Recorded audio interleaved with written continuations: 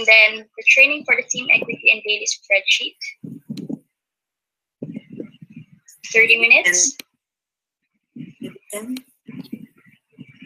10? Maybe 15 to 20 also. Maybe 20 also, thanks. Maybe 15 to 20. Okay.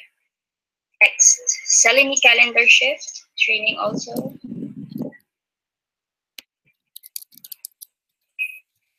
Another 15 to 20 minutes, probably.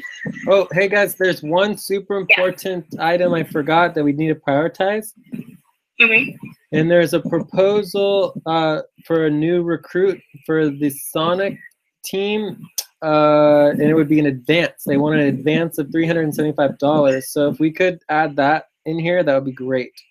We could do that one maybe right after the budget.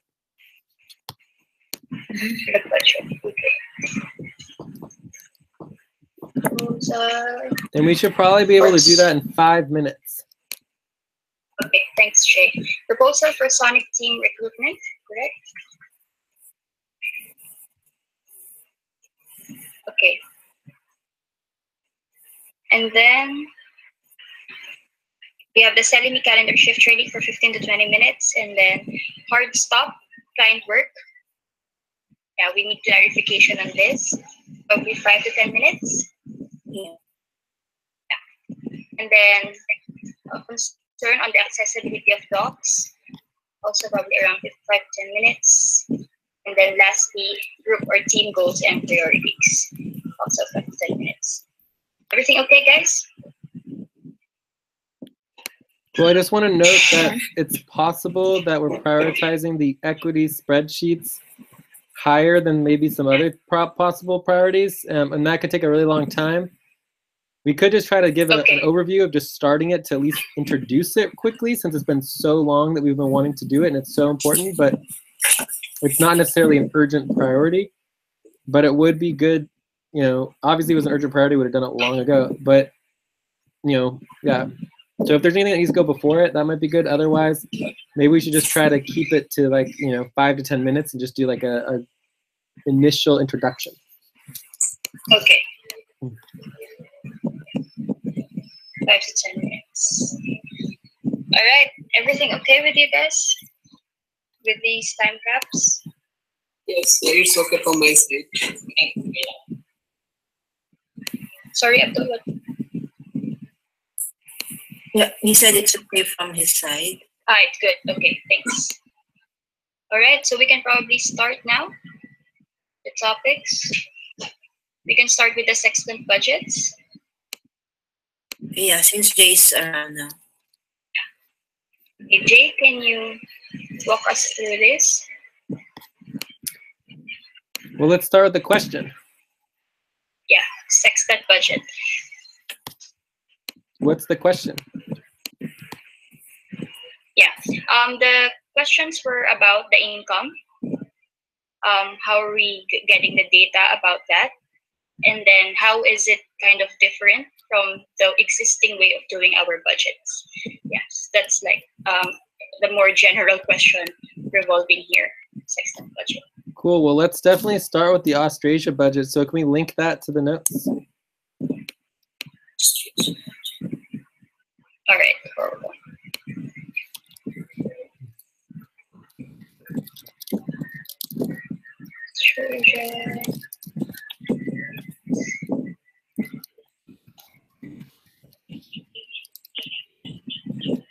I'm looking also. Here, I found it.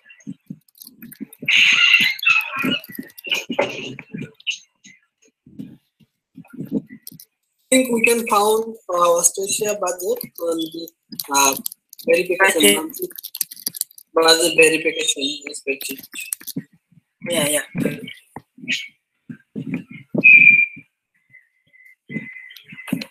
For next year.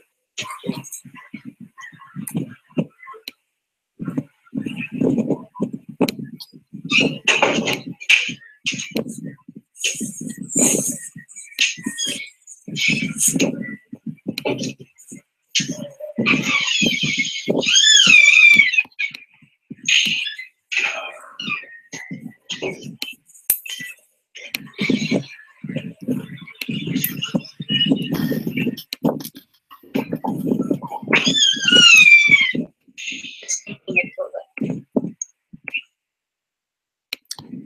So let's start with the question of what is income, and what does income mean, and why do we limit our budgets, and what do we limit our budgets to? And I only want the AustrAsisa team. And also how the budgets, the balance, how you balance the budget.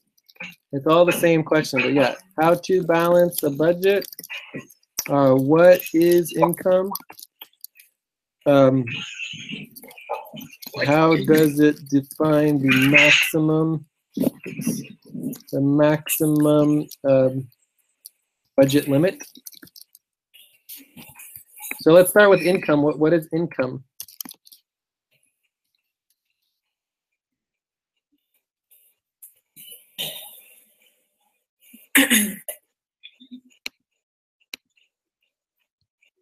What is income?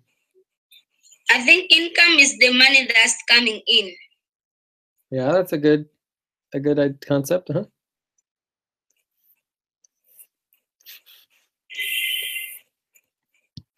Is anyone else want to add to that? I mean, that makes sense. Does that make sense to everybody?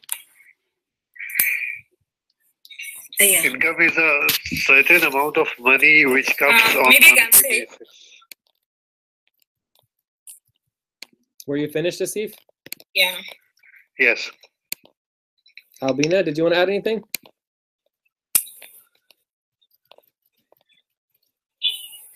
Money We can't hear you, Albina. It's not working. So the next. Hello? Yeah.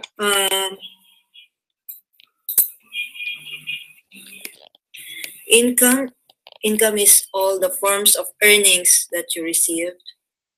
Yeah. So the money coming in. So I think we're all on the same page on income. So then what does the income define as the highest level of your budget? Like, what do we call that?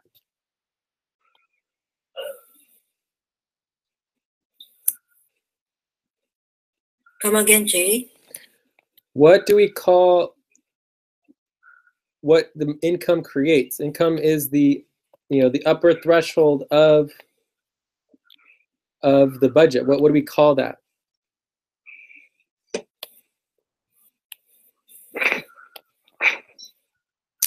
Okay, so no one knows. Does no one know? No, Jeff, Okay. you can say. So we call it the maximum. Right? It's the maximum limit. The income defines your maximum limit of your budget. So how does it do that? How does the income define the maximum budget limit?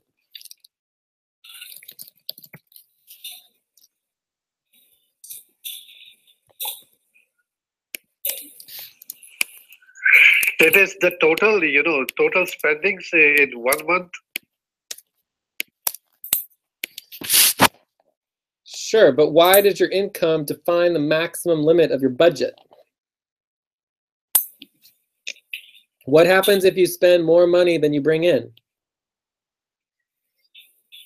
It will be over budget. It'll be over budget. And so what does that mean? That you are spending more than you're earning. True, but then you can go bankrupt, right? You can basically Yes. collapse. Right? So if you spend more than you bring in, you either have to have some other source of money that you loan or you borrow or you use something else to deal with your, you're in the red, right? And you can have budgets where you're in the red, but the idea of the maximum threshold is really, really important to understand. So what happens in terms of a balanced budget? What happens if your budget exceeds the maximum threshold of your income? Is it balanced or is it not balanced? It's not balanced. It's not balanced. So how would you define a balanced budget? The money getting in equals to the money going out. Equal or less than? Equal. Okay. Equal. So we would define a balanced budget as, there's two ways. So that the money coming in is equal or less than the money going out. The money spent. Money spent. Another way of putting it would be, you know, staying under, or budgeting under the maximum limit defined by your income. Okay?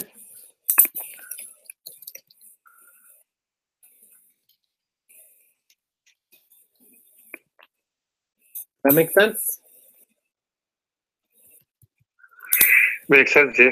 So are there any questions about what the income is? How does the income define the maximum budget limit? Or, you know, what is, you know, the defined upper limit of an income and a budget and the balancing the budget? Does everyone understand all that? Or is there any other questions related to it? No question from my side. Yeah, it's clear. So what's the equation? It's income minus expense. Uh-huh.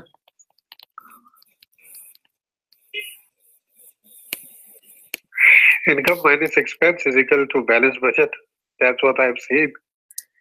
No, it would be income minus expense equals a positive number, right? For a balanced budget. Okay? Balance. So it equals, as long as it's positive, your income minus your expenses should be positive or zero. Zero, yeah. Yeah, right. So there's your equation, okay?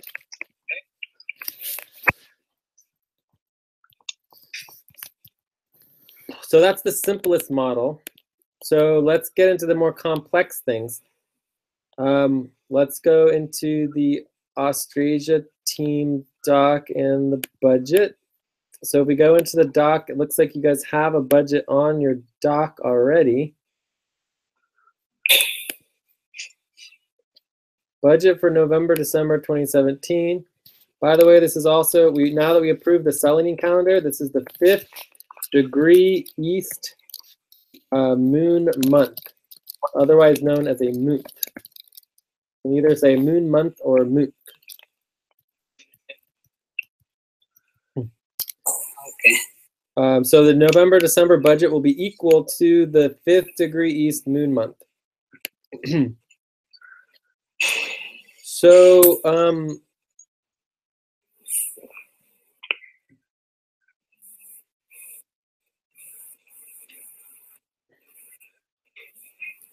okay, so you have, this is your income right here, your team controlled income budget. This is the money that's there coming in. This is the money coming into the organization, into the team. Does that make sense? Yeah. And then it says 738 over the team control budget.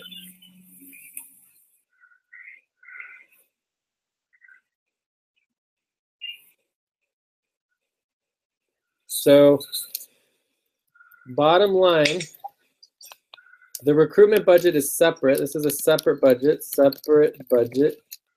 right? But the sextant senior manager budget needs to be subtracted.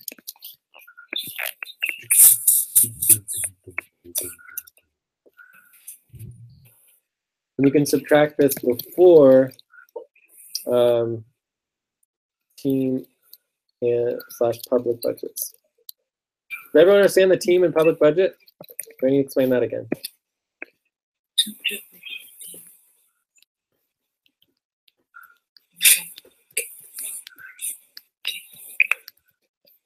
Does anyone here not understand the team and public budgets?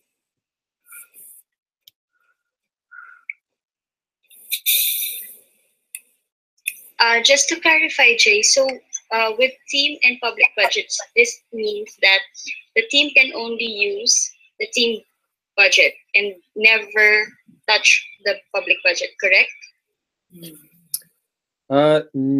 Not exactly. Not really. So Okay. the team controlled budget means the team controls the budget, which means that you can use that budget to pay people however much you want to pay them, regardless. Does that make sense? Yeah. So the team And the can public control it. budget? The public budget you can't control. The public budget is determined by the public, right? So there are people here who would fit into the public budget based on the public rankings, right? And so if you can fit somebody in the public budget, then that's always better. And people who fit into the public budget can use both the public budget as well as the team budget.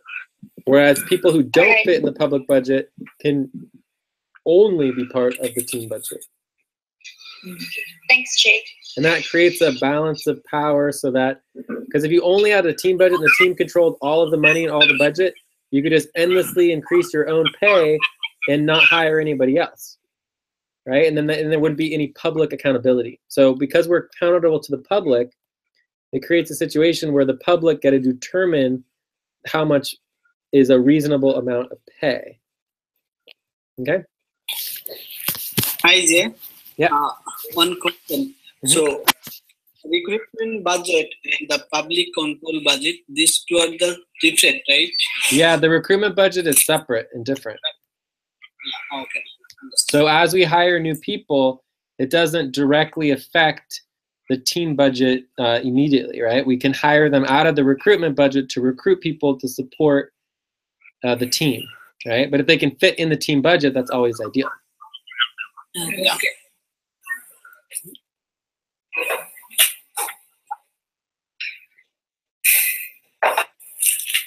So let's take a look at your guys's breakdown of the budget. So this is interesting. December, January is not what we're talking about. November, December. All right. So team public fees. So this is odd that there wouldn't be any fees here. Shigemi and Rhodes, I would assume, also have fees. Potential others, not applicable. Ideal requested lowest. Links of proposals. Okay, so this all looks good. So, so the main issue here is obviously there's a question about the public budget, because I'm assuming that people, obviously Aline's on the public, but Aline actually isn't even in the public budget. There's actually another budget, which is called the global direct, this would be the direct hour budget. And Aline would be on that budget. So let's pop open the public rankings and take a look here. So someone can link the public rankings to the doc. That would be good.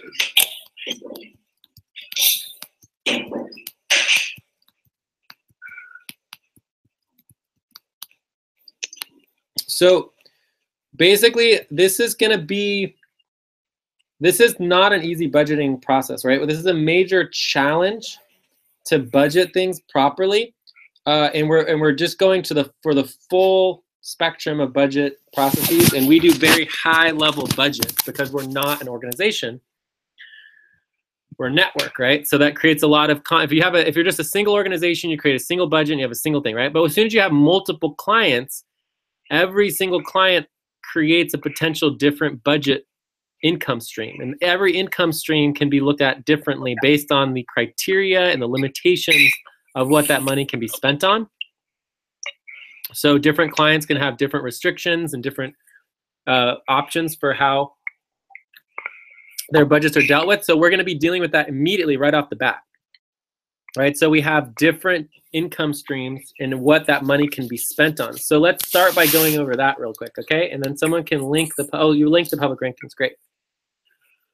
So let's just go over the income really quick, and this is supposed to go down here. I'm gonna get this stuff separate. All that down there. So income, we have 10 minutes on this topic. Okay, cool. So income stream, you've got your public budget, you've got your team controlled budget, you've got your, or let's just say public. HR. Yeah. You have HR there. No, so it'll be recruitment, direct hour, and I think that's pretty much it. There's also, I guess also you technically have the senior sextant manager. So this is a separate budget. So the idea is all these would be separate budgets, and how the money can be spent is all slightly different. So let's go ahead and also link the core team budget for November, December. And then let's open up the public rankings and take a look at that. I'm linking here, Jay. You can just go to this doc, today's doc, the core team budget, FQN Global Core Team Budget, November, December. Yeah. I linked The topic up. It's already linked. FQN, perfect. That's great. Okay, so if you look at the core team budget, you'll see more of the details here. So we're going to go to the team budgets, team budget breakdown.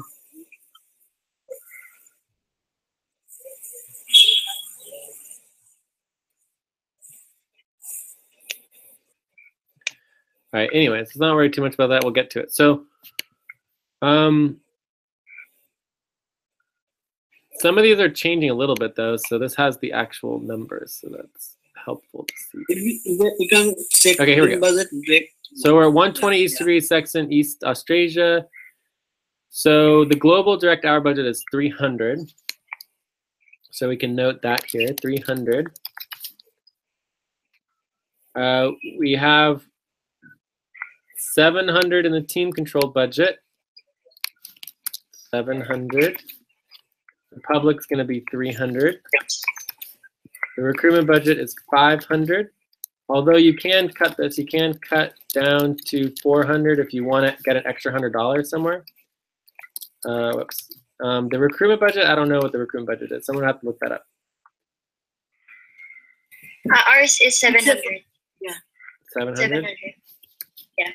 Cool. So that would be your total, right? But anyways, all this money is spent slightly separately. So the easiest thing to do is just to create a separate budget for each income stream, right? So each income stream is looked at slightly differently. So you would think about how much money is taken out of each particular budget. So in this case, one thing that's important to note is of the jurisdiction budget, you would need to take out, I think we should just pop this right here, is that we have, you might want to note senior sextant manager cost, like to take it out right away at the beginning. So do you guys want to keep it at 500 or do you want to make it 400? Let's see what you guys decided before. Seniors 500. So let's just keep it at 500 for now. I don't even see it here. Is it here? Name. No. Individual budgets. No. No. October, November. Cool.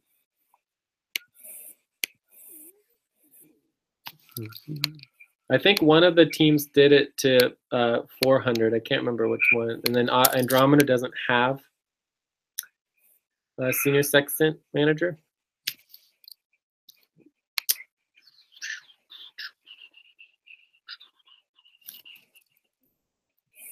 So if you really want to do this correctly, you would subtract your senior sextant manager first, which gives you, oh, whoops, wrong one.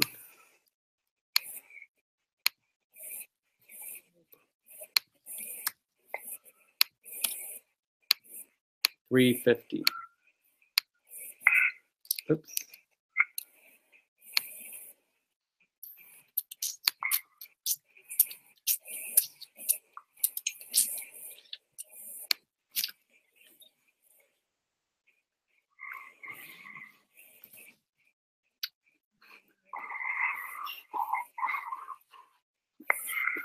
So basically what you have here is I have 500 for that, 350 for the team budget, 350. And then you've got 300 for public control. Does that make sense? Oh no, it doesn't make sense because we have to subtract the H10. Subtract H10. Yeah, that's a little better.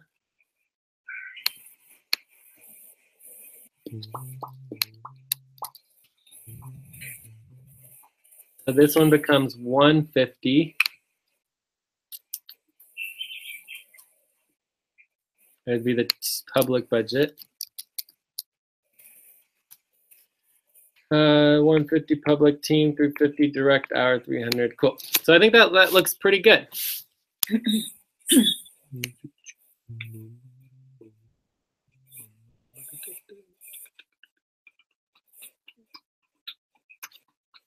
So you guys sort of getting the hang of this?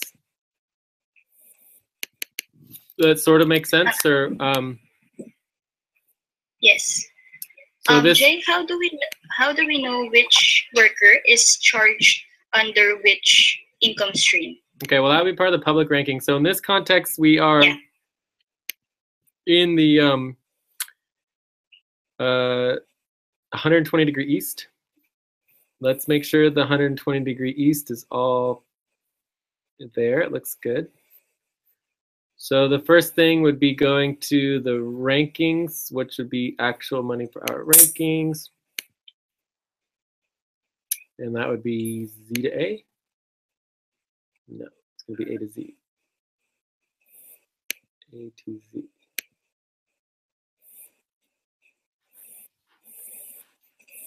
Then we want to sort by the sextant team.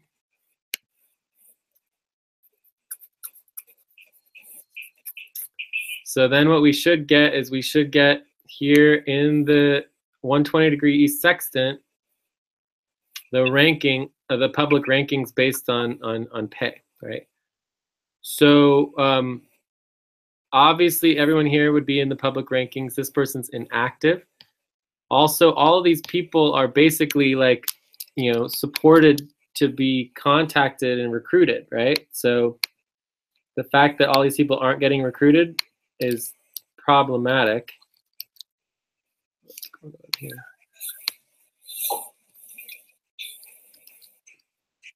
So this person being inactive, I don't know what that means, but I'm just going to get rid of it and not worry about it. So here's Aline. Okay, so Aline is the first person, and everyone under Aline could easily be, could all basically be, you know, recruited.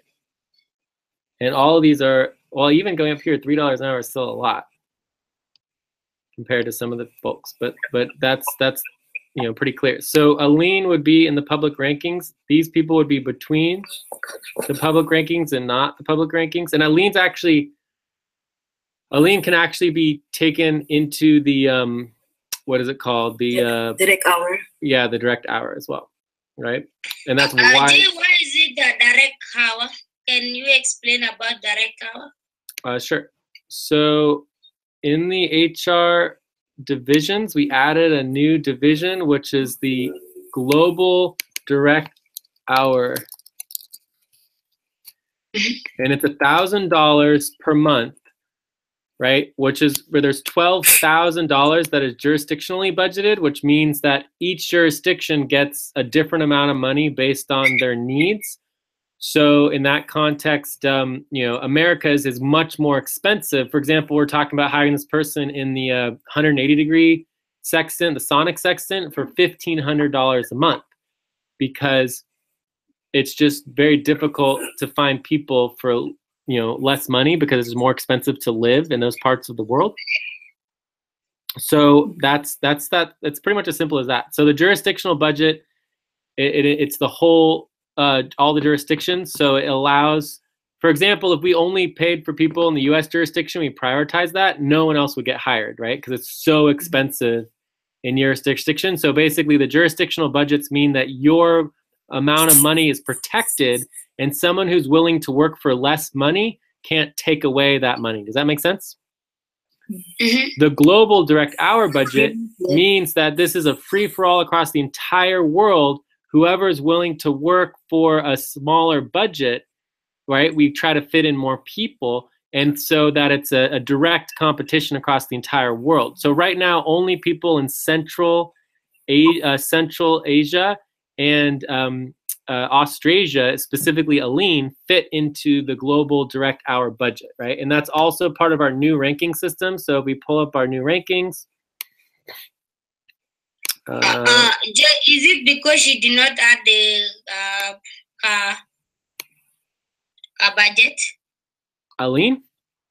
Yes, I think this time around she moved from the previous amount to the next. She's well, then that needs to be added. She was in. Well, that needs to be added immediately then. So then you so at the okay. So now that we're moving to the Selenium calendar, it's not just the first of the month anymore. It'll be specifically the full moon was the due date for everybody's budgets, right?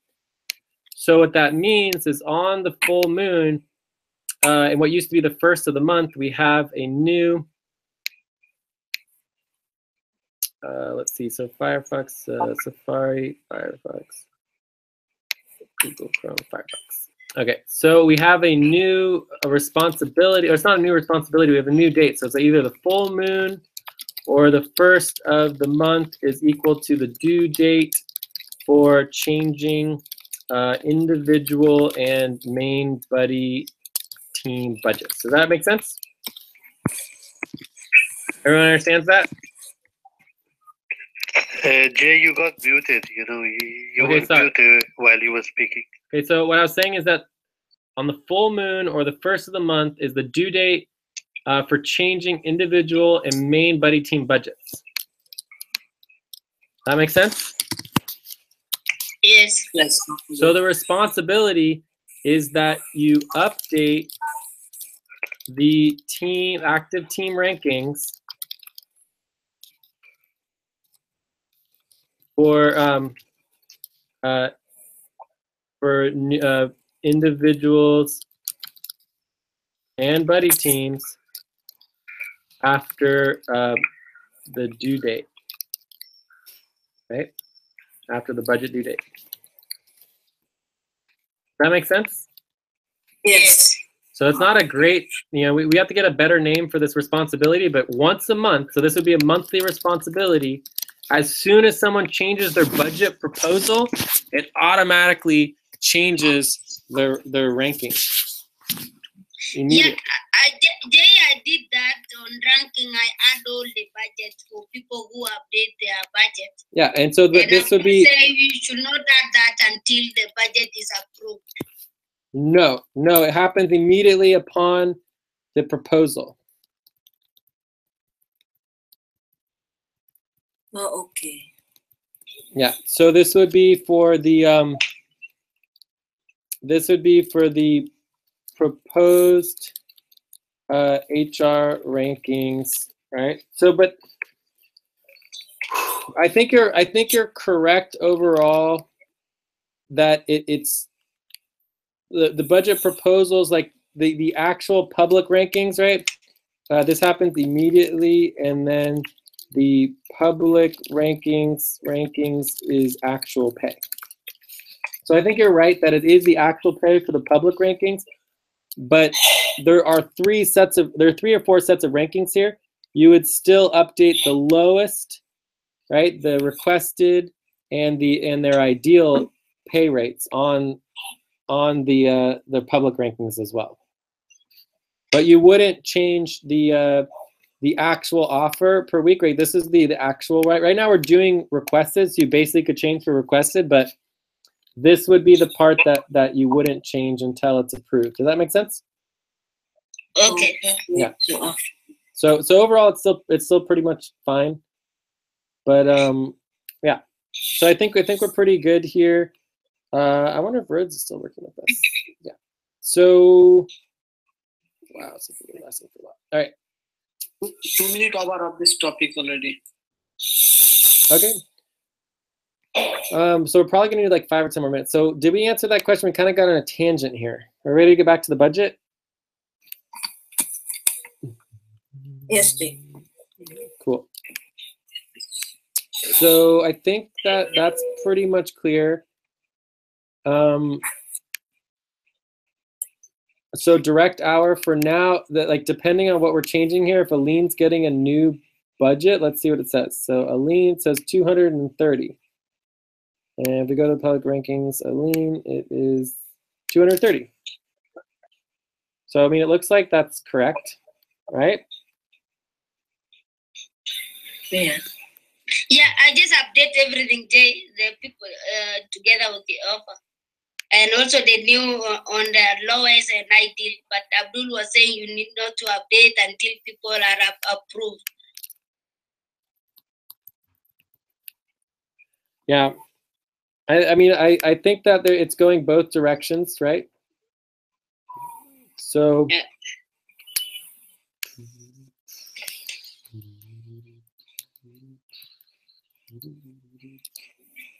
So let's see here. Combined budget for just Elite Sagini. Oh my God, this is different. I haven't seen this before. So month, September, October, November, December. 1,005. So that's for all three. Joyce, Aline. I'm going to 500, 230. I did 230. Okay, cool. All right, so that looks really good. But we can just check really quick. If we want to check on the global actual direct pay, it would just be a quick sort, and we will see whether it's changed. Oh, and then we have to go to active folks.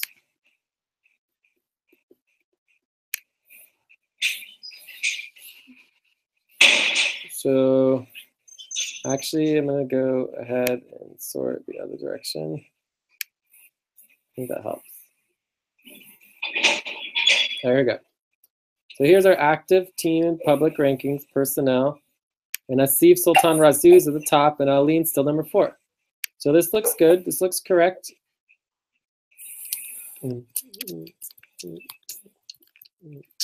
Although it looks like Steve O might have gone down. We still have 2 Steves. Wait, there's still 2 Steves here. This is a problem. See how there's Steven, and then there's Steve K, and we have Steve O. There's 4 Steves. There's 3 Steves. You guys see that? It's a problem. Yeah. So we need to clarify which Steve No, this is. there is a problem. I don't know. This is Steve. This another Steve is not yet invited. I don't know who put it green.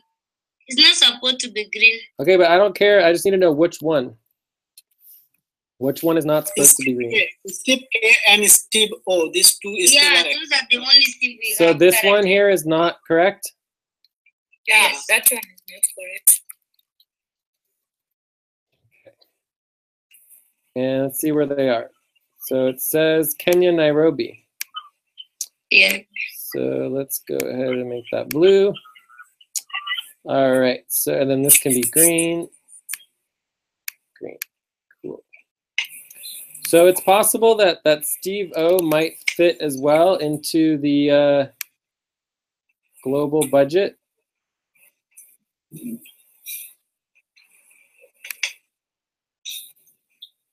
He just barely fits, right, by 50.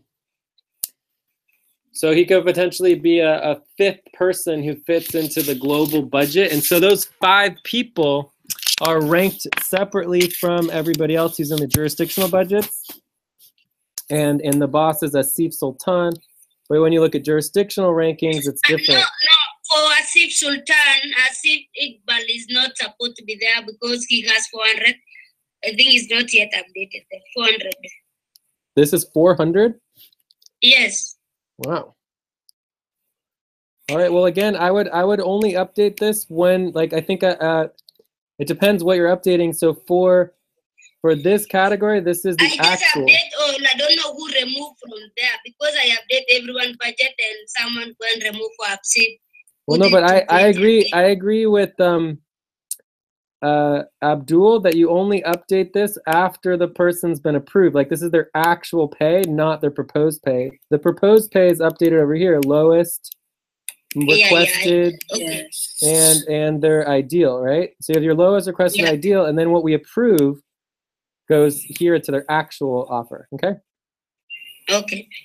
Yes. Okay, thanks. So again, the most important thing to understand here is that if people raise their rate, which they can do, right? They can bump themselves out of the public budget. They can bump themselves out of the the global budgets, and they can bump themselves out of the budget entirely, right? So we all have to understand that every time that any individual raises how much money they get paid, it affects everybody because it affects the entire budget. Does that make sense? Yes. Like, it's impossible for you to raise your budget without somebody else lowering their budget, right? Otherwise, there's a problem, right? It's impossible, and there's only a limited amount of money. So we either don't hire somebody and they don't get paid at all, or we have to fire someone, they don't get paid at all, or somebody has to reduce their budget, right? There's no other option, okay? So let's go back to, so I think the public rankings are pretty clear. Whether someone fit in the public budget or direct hour budget is certainly changeable, but I think a lean fits in here, and that's 230. And then this would be 230 minus 550, I'm assuming. So 550 minus 230 is 320.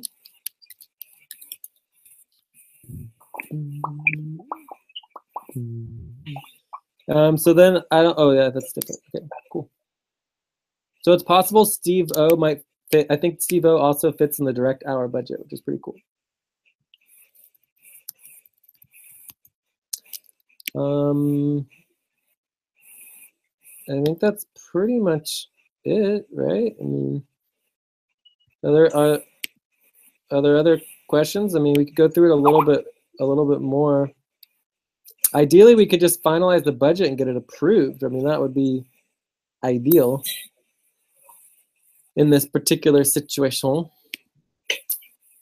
So I don't know if anyone's doing anything here, but are there more questions in terms of what needs to happen? So if, like, let's say you have your 3 buddy teams, one of them is 3. Wait, what is this total? So this is equal to 1, 2, 3, 4, C, D, E.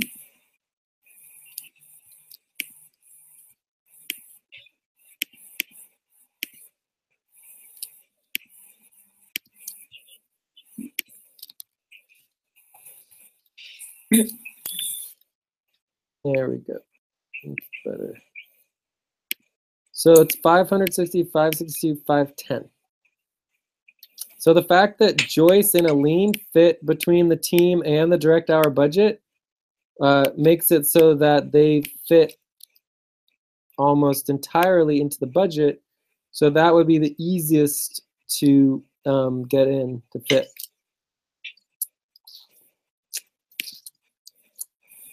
So if your budget, if you have, where are we here? So if you have your team budget in here and you add in Joyce here, and you have your direct hour budget, and here you had a lean.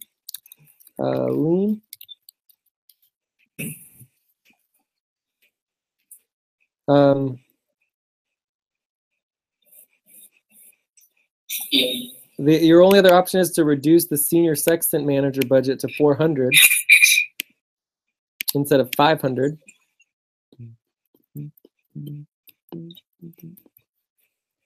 And you could technically potentially even reduce it less, but again, you guys would have to agree to that.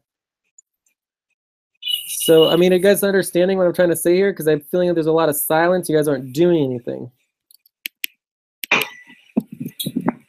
So, Jay, the income would be the total of the public, the team.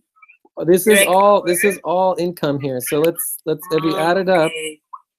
We add up all the income. We have 150 plus 350 plus 300 plus 700 plus 500. So $2,000. That's how much that's the total amount of money that your buddy team has. Okay. Okay. Is So, that 300 for every team? Every team has a direct hour. $300 or just No. for that team? No, only the 5 people at the top of the public rankings have the direct hour. So if we want the direct hour rankings, it's global. And if we do that, it's A to Z. And then we're gonna sort for active personnel. So then we find the active personnel, and it's these 5 people right here. So whichever teams these 5 people are in, automatically can add them to the direct global budget. Right? 1, 2, 3, 4, 5. Okay. Does that make sense? Because they fit. They just barely fit too. Right? If we had more people who are willing to work less, it's 1,050. So it's $50 over, but that's close enough as far as I'm concerned. Okay? Okay. Oh, okay. What about now? So specifically for Stephen O, you can take him out of your team budget, right? Or the public budget, and you can put him in that, so it creates more space for other people. Does that make sense? Okay, we'll put him on direct budget. Yeah, so Stephen O, you don't have to worry about his budget. It doesn't come out of your team budget because it comes out of the direct hour budget. And it's only because he's willing to, to be paid less than everybody else, right? So it's easier to fit him into the budget. So it's kind of like an automatic reward there, right? Jay, one question from my side. So you in this 5 members direct budget, we see that Stephen O, then Eileen, and the other 3 is Jillu, Asif, and Raju. These 3 members are they're active on Central Asia. So yeah, so all 3 of these go to Central Asia. So Central Asia would get $620 for the global budget, for the global direct hour budget. Okay, Jay, So- what if someone is, I think the budget that we are making, it is for November, December. So what if that person change the budget? Is that person going to remain on there? Possibly not. Yeah, they could get kicked off if they change the budget. Absolutely. Yeah, so every time you change your budget, it affects the whole budget, and affects everybody else. And so it will change what ranking you have, and it will change where you fit into the budget. Absolutely, 100%. Then with that, I think the only person who is going to remain on public ranking is going to be maybe on Central Asia, maybe Asif, because even Zilu, when I saw his on his profile already update the budget also, he's not gonna be on that. Only maybe Asif going to be on a direct budget. Mm-hmm. Because already Zilu at the budget, and also Iqbal at the budget. The only person who is not adding this budget is only Asirazo. How can they budget for that? And these two people already had their budget for November, December. Well, I'm a little bit flustered about it. I mean, I think for right now, we just need to focus on Austrasia, because it just gets confusing when you start thinking about all the other things. The bottom line is that this is what fits into the global budget, right? If people raise their budgets, it might not fit, and then they can't fit it in there anymore, right? So, for example, I can come here and I can update our team budgets, right? So we know right now for the this is what's called the global direct hour budget. So for this is 230 here. The 60-degree ACE gets 620, and then we also can say that the Eurafrica gets 200. Okay, so this we know all fits. It fits correctly, and that is a reasonable amount, right? And if people change their budgets, then it wouldn't fit anymore, and they would have to do something else. Yes, that was the question I want to get clarification, because when somebody is making the budget, they need to know the budget that they have. They should not budget for 620 while the budget of December, November, December, those 2 members already raised for that. I think there only one person should need to be budgeted for. Lucia, I think you're not getting the point. Once the budget is approved, okay, the 2 members from Central Asia will automatically will be removed from there. But let the budget be approved. You understand? I think, yeah, I understand, but how are you going to balance your budget? The point is not the way you balance your budget is you don't include the buddy teams in the budget. So let's look at Austrasia for a second, okay?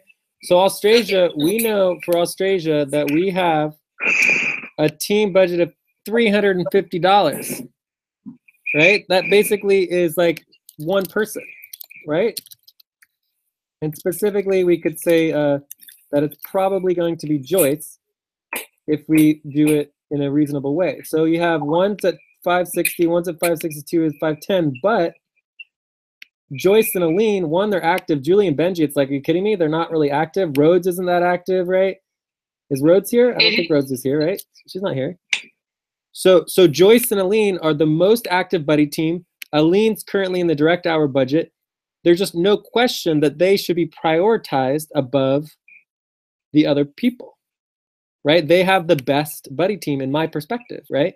So, and they fit into the budget, whereas Julie and Benji don't fit. Shigemi and Rhodes don't fit, right? So in that context, the question of the budget and the way to make it balanced is the proposal for balanced budget would be main buddy team, Joyce and Aline, right? Which is equal to $562, right? And that's balanced. Any other buddy team combination or any other buddy team added in addition to Joyce and Aline is going to break the budget. Do you see what I'm trying to say? Yes. So basically, as far as I can tell, in my initial review, the only buddy team that can fit potentially into the Austrasia team is Joyce and Aline.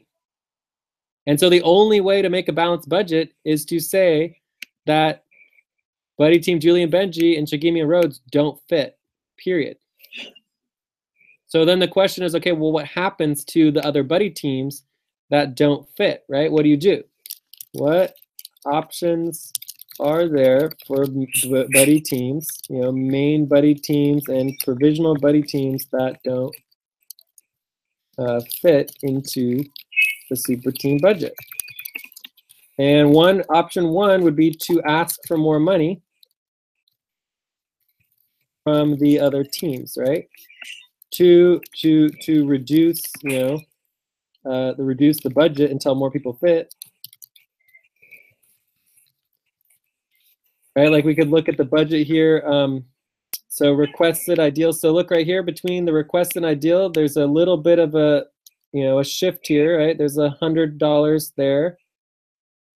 And here there's almost $150, something, $120, something like that. Or maybe, no, maybe it's $80. Right, so if you shifted the budgets around a little bit, maybe you could fit more people in. So that's another possible context of it, right? So from there, your other option is to ask for more money from other super teams, and then of course the buddy teams, the main buddy team,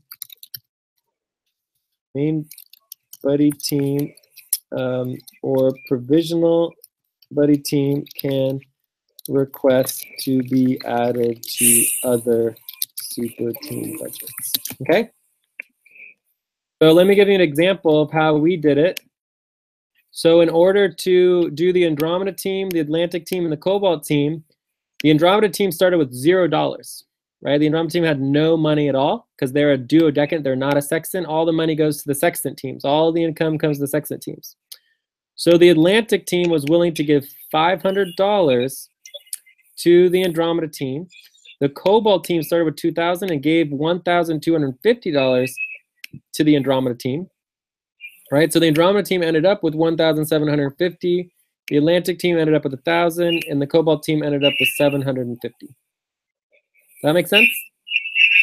Yes. So we're sharing our resources to try to make sure that everybody gets enough money to be able to meet their budgetary needs between the teams.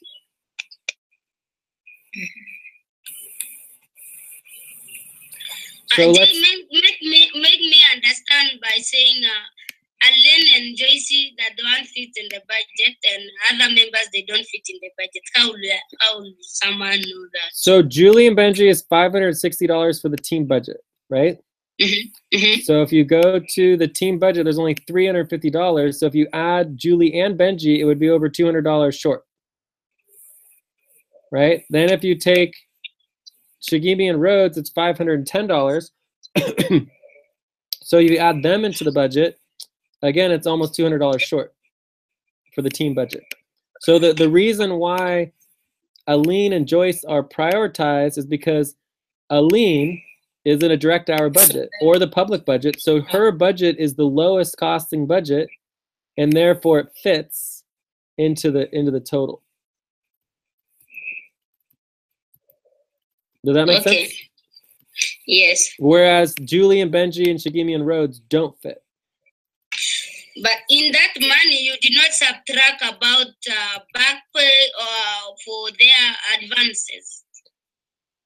Well, what about the advances? Well, those are already parts of previous budgets, right? So the advances, if you look at the actual budget here, the advances came out of here, the monthly budget income. So right here, advances and back pay, we paid $1,000 for advances and back pay. So this reduced. So next month we'll have an additional $500 to pay all of the teams, right? And eventually advances and back pay will actually come out of your team budgets, but for now it comes out of the overall budget. So that's $1,000 less money we have to spend that we would have had if we didn't give all those advances and back pay. So we only have $18,000 instead of $19,000 to divide between all the teams, right?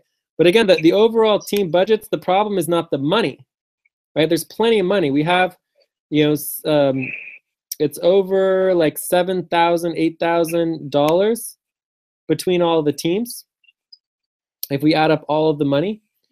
And again, overall, it's like $12,000, $13,000 overall after you add in the global direct hour budget.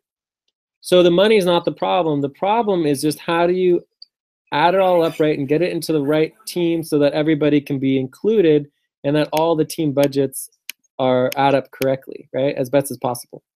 That's the hard part. And prioritizing who the priority buddy teams are going to be that are going to get in the budget. We're always going to have the question and problem of who's going to fit in the budget and who's not going to fit in the budget because we're publicly accountable and we haven't even gone public yet. Once we go public, people are going to be begging us to get hired, right? People are going to be willing to work for without getting paid at all. We'll take on interns and things like that, right? So, but we're always going to be paying people as well. I mean, there's always going to be work that needs to get done that people are not going to be willing to do unless they get paid. It's really hard work that we do, right? So we have to have a budget. We have to pay people. So in the context of fitting people in the budget, we just have to decide who's going to fit and who's not going to fit. And then in our current situation, we don't have any problem with the ability to pay people. We have plenty of money, right? It's just a matter of learning how to create a budget, creating and prioritizing the budget so that we are ready when we can't pay people. Does that make sense? The other thing that this creates is it creates the amount of money. The total is $1,390, right? So if we do $1,390 times 1.3, because it's 30%, we need about a $2,000 team budget in order to be plus 500, right, for the senior section manager. So it's $2,300. So we can look here now, and we go into our budget for next month. We can estimate that the AustrAsisa, right, jurisdictional budget needs to be $2,300 to meet all of the needs of the organization. Right? So if we wanted to fit everybody into the budget, that's how much money we would need to distribute. Does that make sense? Yes. Yeah. So for us, because we have advances and also back pay, should I, like Albina has a back pay, James has advance, Thomas have advance. So should we not support to subtract from our budget? Our budget need to remain like that, because I remember there was a quarter moon you said the income you have minus the advances. So that'll affect your public rankings, right? Like your advances and things like that affect your public rankings, and that's why they're blue, right? So if it's blue here, it means you have some type of advance or back pay or something like that that's affecting your pay. But your current budget is not affected by your advances or back pay. This is your actual current budget for the amount of money you want to get paid out of this budget. Okay, thank you. Yeah, so you don't need to worry about the back pay and the advances. It's already subtracted in the overall budget at this point right here in the monthly income. So we subtracted all of the advances and back pay already. Because that was in the past, right? All of that came out of past budgets. So we subtracted out of the total that's allotted and then divided so Jay, between for the me, two. like it was given in the month.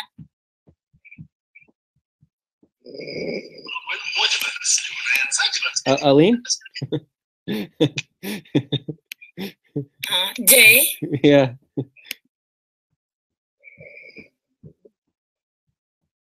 I can hear you. I think Asif is taking a nap, but Aline, I can hear you. What's up? Can you hear me, Aline? I mean, not Aline. Albina. Albina, yes, Albina.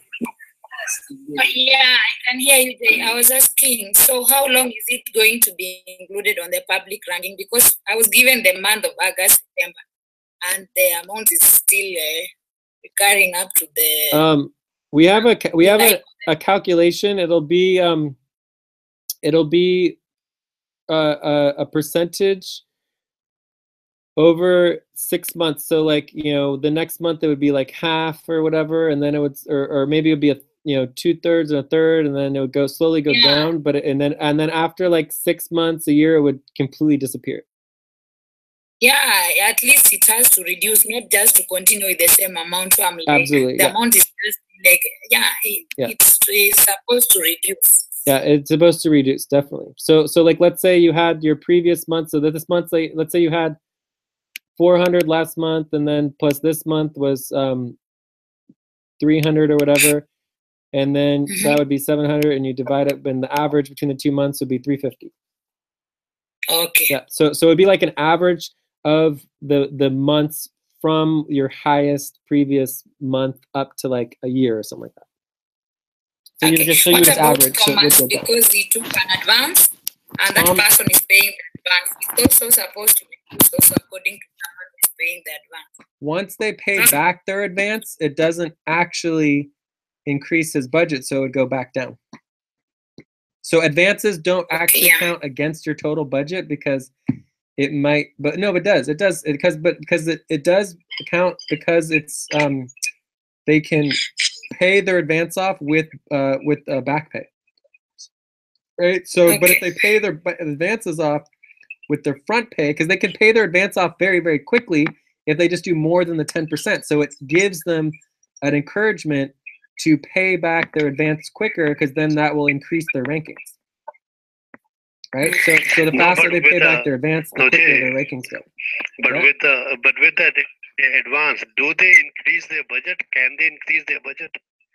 Yes, they can still change their budget proposal. Yes, their budget proposal itself. Then can be added on offer like that, the way it is Albina on that, like they put that yellow color. Is it yellow, blue color, because they're having advance?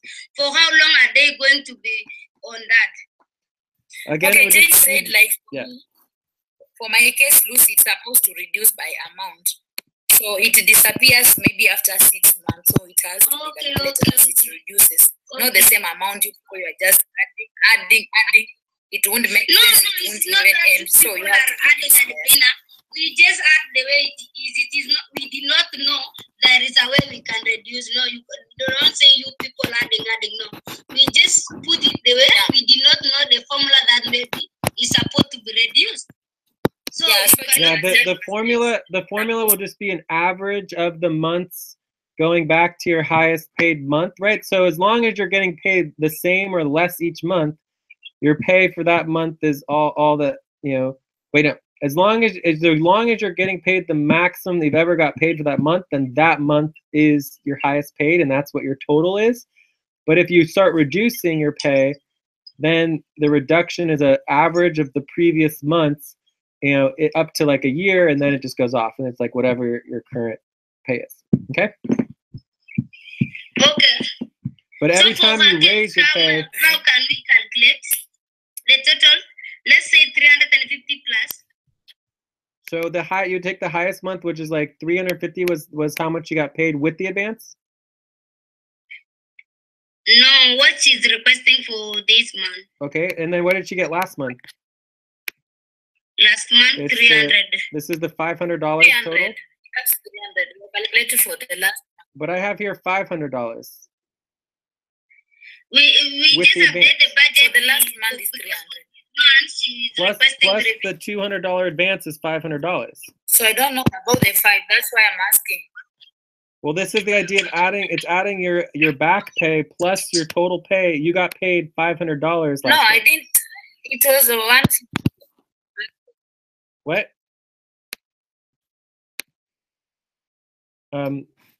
Hello, can someone speak? I was not paid 500. So how much when did you I was get? given the advance, I was given 400. That was in August, September. Last month, I got 300. Okay, so this is $500 from August, September. Is that correct? Okay, I got 400 when I was given advance, August, September. Last month, I got 300. Okay, so it'll be 400 plus 300. And what do you want for this month, this next month?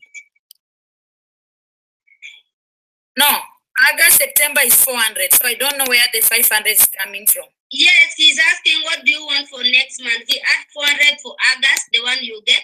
Then last month it was 300. Then for the next month, how much do you want so that we can get the calculation?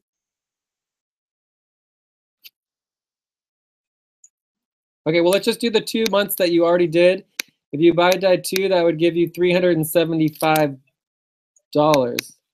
So if you did 400 for 1 month plus 350 for the next month would be an average of 375. Okay. It will be 375.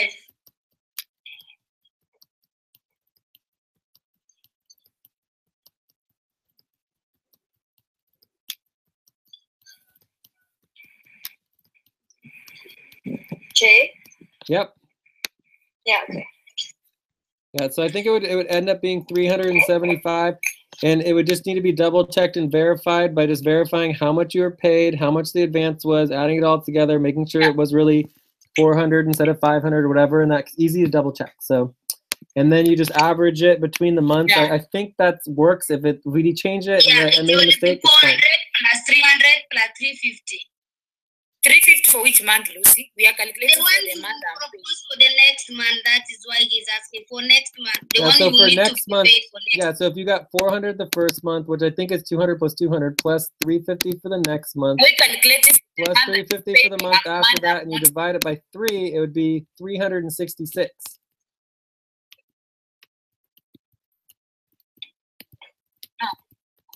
that make sense? 400 plus 300 plus 350, J, not 350, 350, Okay, 400 plus 300 plus 300 350 plus 350. divided by 3 is 350. Yeah. So then it would be 350. It averages out to 350. So actually, it becomes your total, right? But then if you did 350 another month, it would be 400 plus 300 plus 350 plus 350 divided by 4, which is still 350. What do you know? I don't understand why that works out that way, but it's fine. So yeah, it looks good. It looks like it averages out to your pay, and so you're good to go. Yeah. Yeah. So we would change this to eventually go back to 350. What about someone advances? It would be the same thing. It would just be the advance plus their pay divided by the number of months until they pay it off, right? And then eventually, the faster they pay it off, the faster it goes down. Okay. So do you guys want to pass the budget right now, or what? So the proposal, one budget proposal option could just be to pass a budget with Joyce and Aline, and that would be balanced. The other options would be to really review what's going on with Shigemi and Rhodes. Let's see, Shigemi's 260, Rhodes is 250.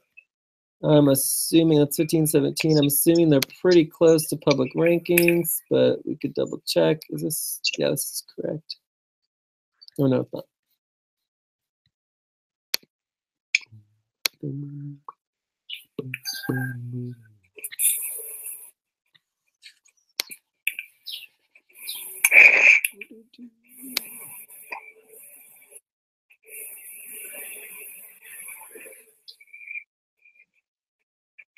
But Rhodes, J is not working anymore, Rhoda.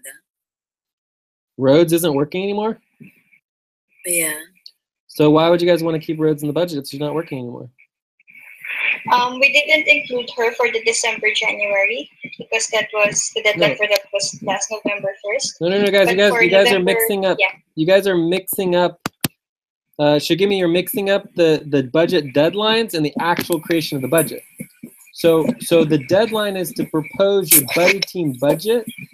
The actual creation of the budget means that you have to agree to it, right? So just because someone proposed their buddy team budget doesn't mean they get approved. Does that make sense? Okay. Right, you only get approved if you like, I'm going to increase my budget to $5,000 a month. Anybody can approve, you know, their buddy team budget to go up to $5,000, right, if they want to. But obviously, we're basically going to not get that in the budget because it won't fit anymore, and they'll be fired. Does that make sense? Okay. Right. So Okay. they're two totally separate processes, and on the new moon is when you actually have to create a team budget, and you can only budget in your team the amount of money that you actually have. Right. You can't pay people more money than you have. So every time someone increases their budget, it affects your team budget, and it's going to affect the total budget. Okay.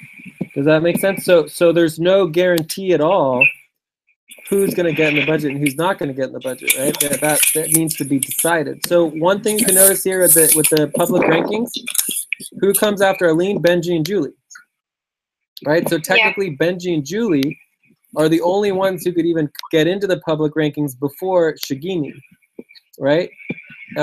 So what that means is that all of these people in between here would need to get kicked off of the public rankings or requested to join, right? And get a chance to join before you can give the public money to Benji, Julie, Shigemi, Joyce, right? So in that context, it's like Benji and Julie would be the only people who really would have access to that before Shigemi and Joyce. So Benji and Julie would be closer to getting into this budget than Joyce and than Shigemi and Rhodes, right? And if Rhodes isn't working, then that's a big problem, right? You can't have a main buddy team if one of your buddies has left. You need to create a new buddy team immediately. Does that make sense? Yeah, so that's why for the most recent budget that we had, Joyce, Aileen, and I are buddy mates. So, okay, let's fix So this that's a provisional buddy team. This is the buddy team. It says right here, November, December. So you're talking about the January budget. Yeah. So you guys are just making a huge mistake in that you're focusing on the December, January budget, and the December, January budget doesn't exist. Right? We're not working on the January, December budget. We're working on the November, December budget. which is actually now going to be the 5-degree east move. Okay. So, you guys understand that? It's a really important thing to understand, that you can only work on and create the budget for the month that you're working on. You don't create a team budget for a future budget because you don't know how much money we have for that budget yet. You don't know your income. Okay. Okay. We'll fix it. Cool. So if you think about, that is a format of creating the budget, because for us we just use a spreadsheet to break down our budget. Then I can't say you need to use Andromeda format. I don't know what's happening. Is it a must we use Andromeda? But the way they format their budget. no, it has nothing to do with the format. Kind of, Asif? Asif? there is not any kind of specific format. There's a pattern you should follow, which is income minus expense is equal to balanced budget. That's it. Exactly. The important thing is to balance the budget, nothing like format. Yeah. You can use any format, but make sure that the amount values are balanced. That's the thing. Yeah, it doesn't You matter. people also people need to understand, instead of getting confusing us every time. You need to use this. You need to use this. While we know that we have, where you can do the formatting of the budget. You can use a spreadsheet to put everything you want instead of that. Yeah, so whether you use a spreadsheet or a doc or whatever, it's perfectly fine. So the format is not applicable. But obviously it's clear in a spreadsheet, and everything's going to get put in the spreadsheet for the monthly core team budget. Okay, thank you. So let's take a look at buddy team Shigimi, Rhodes, and Joyce. So let's say you propose, so this would be balanced, right? So then I have a proposal. This would be a provisional buddy team. Joyce, Shigimi, and Aline, right? That would be equal to, boy, you guys need to write these things down. So if this was written down, it'll be a lot easier, but Shigimi, we just need Shigimi is 260. So it'll be 260 plus 320. 260 plus 320 is 580. So this would be provisional buddy team, Joyce, Eileen, and Shigimi. 580, 230, 1232, and total is $822. So what you end up with is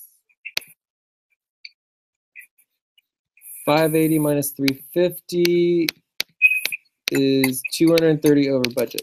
$230 over budget for team controlled budget. Okay. So what does it mean if you guys go over budget?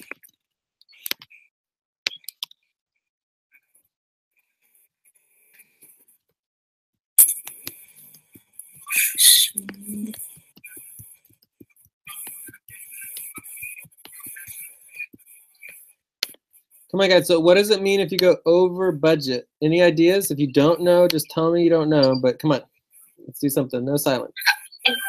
When you go over the budget, you might be cut off, or you can request maybe from other team Yeah, to so fund you could request, and we would know exactly the amount we needed. We would need 230 times 1.3 is $300. So request $300 additional dollars from other teams. Okay, so that would be your budget proposal. So if you get additional $300, you'd be covered. Right. Your other option is, right, so options for unbalanced budgets. option 1, request $300. Option 2, subtract $230 from next month's budget.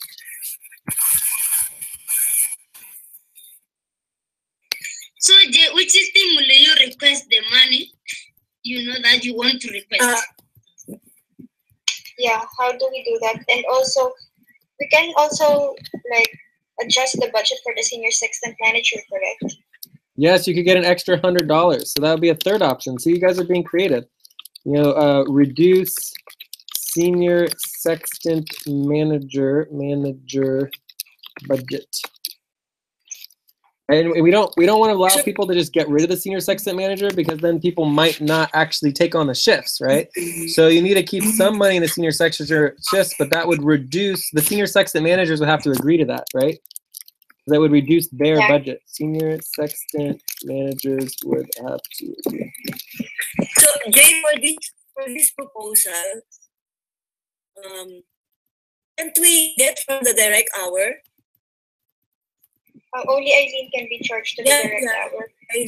Yeah, only Eileen, because she's the only one who's has a low enough budget to fit into the direct hour, which is why she gets a free pass there, right? So what that's actually helping you guys tremendously. Otherwise, you'd have even a bigger problem. Yeah. Yeah. You know, and then another important thing to understand is that, you know, both the AustrAsisa sextant as well as the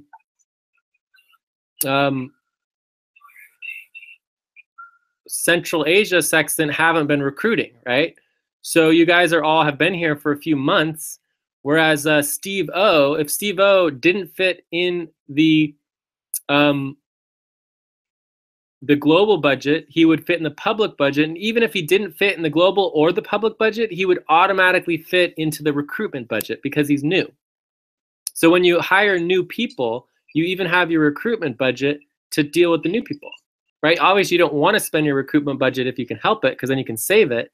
But it's really great to have the recruitment budget, because then even if you have a new person, if you can't fit them in the budget, you still get to keep them on because you have the recruitment budget. But people who've been around for many months can't get into the recruitment budget. The recruitment budget is about new people. Does that make sense? Yes. By new, do we mean like a month or two, or just a month? Yeah, like 2 months. 2 months, okay. Yeah, like our recruitment budget is a 2 to 3 month budget, and it's until the recruitment budget it disappears, right? So right now, pretty much everybody who's currently hired, minus all of the new people of the last month, which there aren't a lot of new people the last month. There's been mainly from the Americas, and you have Steve O, and you got a couple other people. And we're working on hiring a couple others as well. All of those people are part of this new recruitment budget, which is a 2 to 3 month budget. And it's a new way of doing the new recruits. Everybody else is basically grandfathered in and is all but guaranteed to be approved in the overall budget, because we're trying to recruit, right? We're not about to like get rid of anyone, but the building of these budgets is a very important process, because it does two very, very important things. One, it teaches everybody how to do budgeting, because we have to do this for our clients, right? And then two, once we initiate our billing systems, it's going to make all the teams independent and self-functioning, right? And then that will allow each team to grow based on the amount of work done. So every team that does more work will get paid more money and can therefore hire more people, right? So if your super team does more work, you will get paid more money on our new systems, right? So the more work that is done, the more money you get paid, the more people you can hire, right? That's the new model. So super teams that don't do a lot of work and don't get a lot of work done, right, won't get more money and won't be able to hire more people because they're disorganized. They're not getting the work done, right? So in the context of our current situation, we're a pretty good situation. So then the other thing that this process will do is it'll prioritize the buddy teams. So what are because our budgets are so difficult to fit everybody into, every single super team is going to have to prioritize who fits into their budget. Everybody who doesn't fit, and this is, let's just go and review really quickly the evaluation metric, right? So if you go to the evaluation metric. Let's see if I can find it.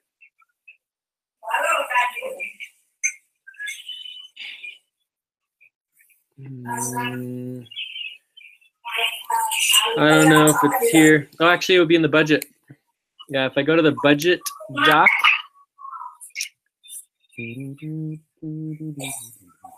This is the monthly team budget verification spreadsheet. And this goes over all the criteria for the budgets. And one of the things that we want to know from every single team is whether or not you fit everybody into your buddy teams and who doesn't fit. How many buddy teams fit in the budget? How many buddy teams did not fit in the budget? So for example, if we approve for today, we have two proposals. So we have two proposals that we can vote on. One is a balanced budget, one is not a balanced budget, right? And then in this context, it would be like if we do Joyce, Chagimi, and Aline, we would cut roads out of the budget, and then there would be two buddy teams, right? So if we approve that budget, then you have then you would have one approved budget. So we're in the oh my goodness, the Phoenix team, right? So this would be 1 and 1. Right? If we do the other one, it would be 1 approved and 2 that aren't approved. Does that make sense? Yeah. And then we want to list in here where the proposals. Is there a proposal for the buddy teams that did not fit? And the buddy teams that don't fit will get proposed to the core team and the management to be taken out of a different budget. It would be a different budget for the overall core team, and it would be additional money that would be taken out of future budgets. That's the only way we could hire people is it's similar to an advance or a back pay, where we'd be taking money away from future budgets to cover the people. But it's still not necessarily an advance because it gets the actual pay. It's a different level of budgeting. Okay. Yeah. So in an advance, you pay someone extra.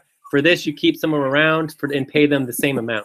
So it's in our best interest to keep them around, right? Because we're trying to recruit people, not get rid of people. So yeah. So basically, the bottom line here is there's no reason to wait. I would highly encourage you guys, whoever is facilitating this, which I have no idea because not much has been happening, you would just want to approve one of these two budgets, right? Either a balanced budget or a non-balanced budget. And then basically what you're saying here is that Benji and Julie wouldn't be included in this budget, and that makes a lot of sense because they haven't really been around, right? And they're not really communicating much with us. And I'm very happy that Benji's here, and we're great to have you here. We need your help badly, But you can easily fit in one of the other team budgets, like the Sonic team budget or the Central Asia budget, or we could request an additional, right? How much is it? I think it's like $500, $560. But it could be as little as $480, right?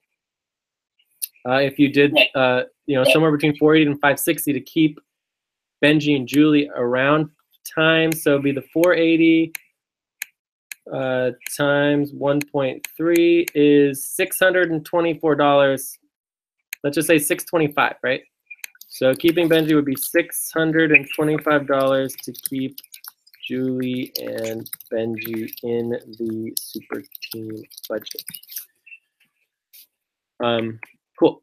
Does that make sense? Yes. So you either could try to get an additional $625 and you could automatically add them in the budget, or you could get Benji and Julie, for example, into the Sonic team budget, which is tomorrow night, right? So you have the Sonic budget tomorrow night. You've also got, the Central Asia budget. So there's other budgets that Julie and Benji could fit in. Does that make sense? Yes. Yeah. But every buddy team has to choose which team that they want to be a part of, right? They have to choose the team that they want to be a part of. Like, for example, Joyce is not in AustrAsisa. She's in Africa. She's actually 2 sextants away, but she wants to be part of this buddy team, this super team, because that's what she aligns with most, which is perfectly fine. So every buddy team chooses which super team they want to be part of. Okay? So do you guys want to go through these proposals real quick? Maybe you could practice doing proposal options.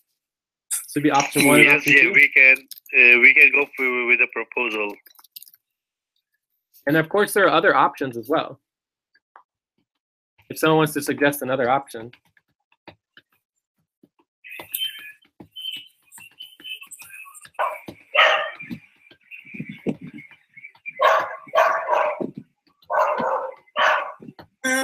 I just want to know if Julie is working this month.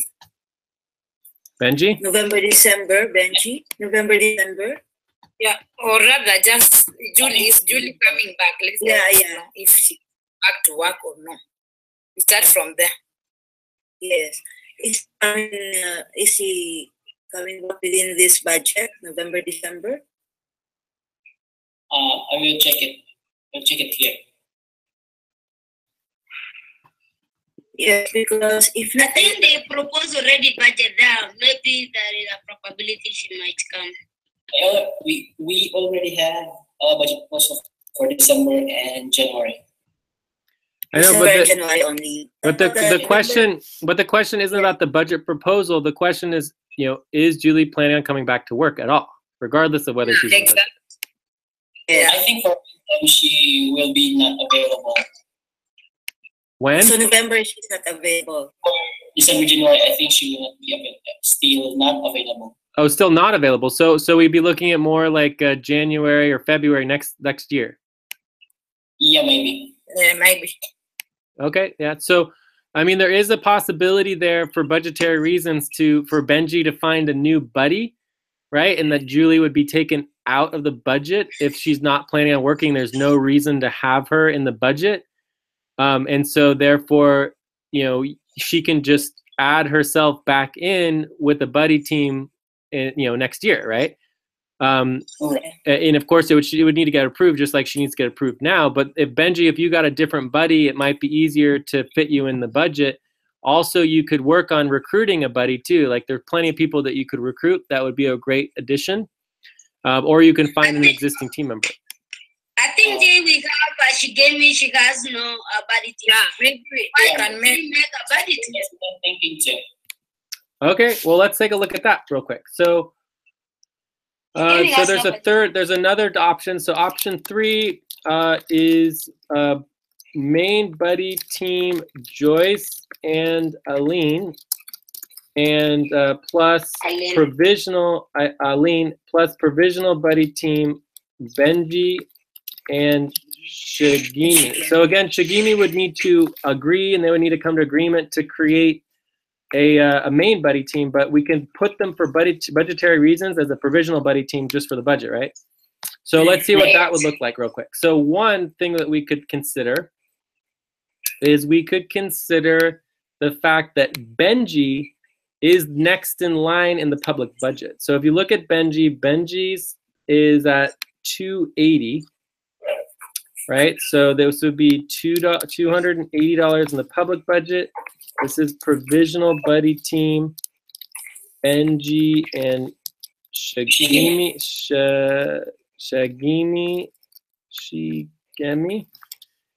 And then Shigemi is 260,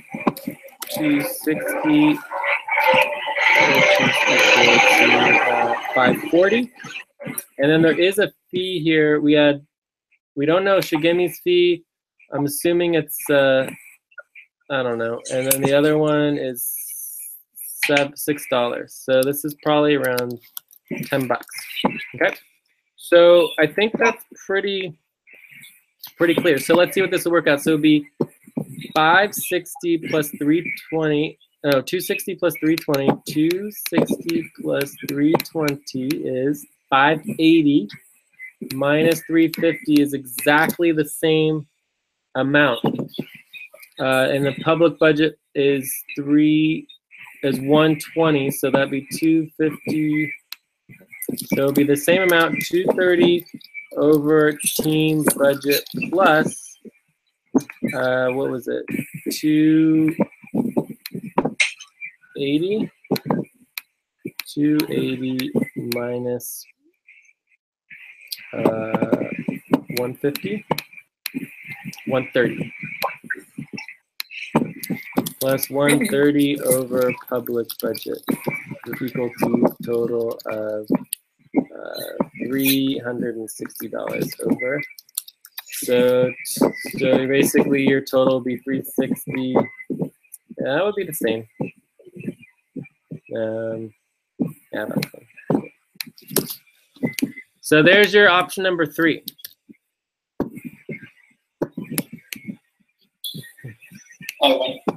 So the cool thing about that is that your team budget is over about the same. The public budget's easier to deal with.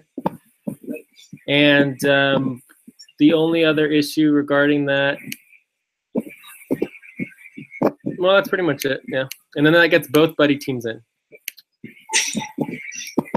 And then this would obviously cut Rhodes and Julie from the budget.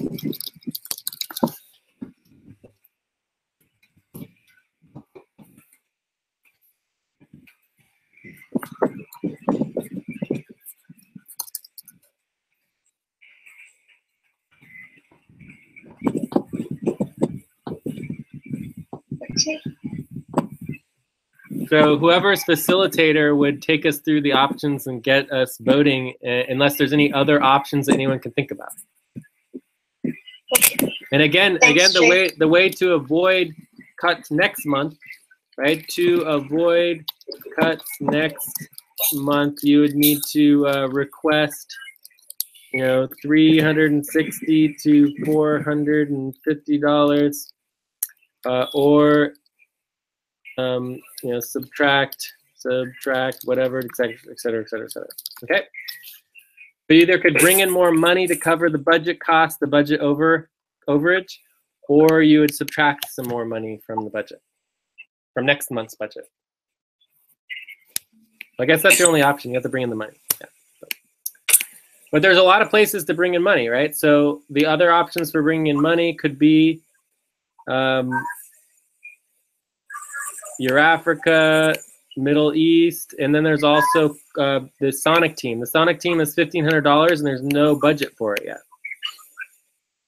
So that entire $1,500, well, actually 1,000 of it, $1,000, because there's 500 for senior sextant, so $1,000 could be given to other teams from the Sonic team.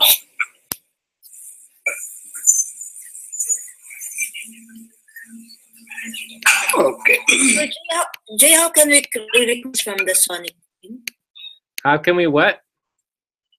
Can we request additional income from the Sonic team? It's just well, you're already requesting it. It would just be tomorrow's the Sonic main main session, and at the Sonic main session, someone would just need to make a proposal for the budget proposal. So the budget proposal either needs to be that the Sonic team's going to spend the money, or that the Sonic team's going to give away the money, or it's just going to save the money. Those are the 3 options: either save it, spend it, or give it away. Jay, what about the fee? Because also for us also we need to have a fee. Yeah, there are fees in there. That's why I put like 360 to 450 because of the fees, and there's probably it's for 230 plus, right? There could be a little bit more with the fees. But the thing about the fees is that the fees kind of come out of a different. Well, they don't really come out of a different budget. Yeah, so you're gonna want to include the fees in there somehow.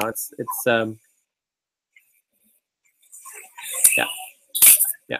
So I just didn't include the fee. So that would be an additional Sorry, should we add the fee on our side, because when we want to withdraw the money, we have also some of the cut on our fee. Can we add on our budget fee? Yeah. So if you added the fee, it would be like $10 more or whatever. I don't know, whatever. It's just like a little bit more. Does that make sense?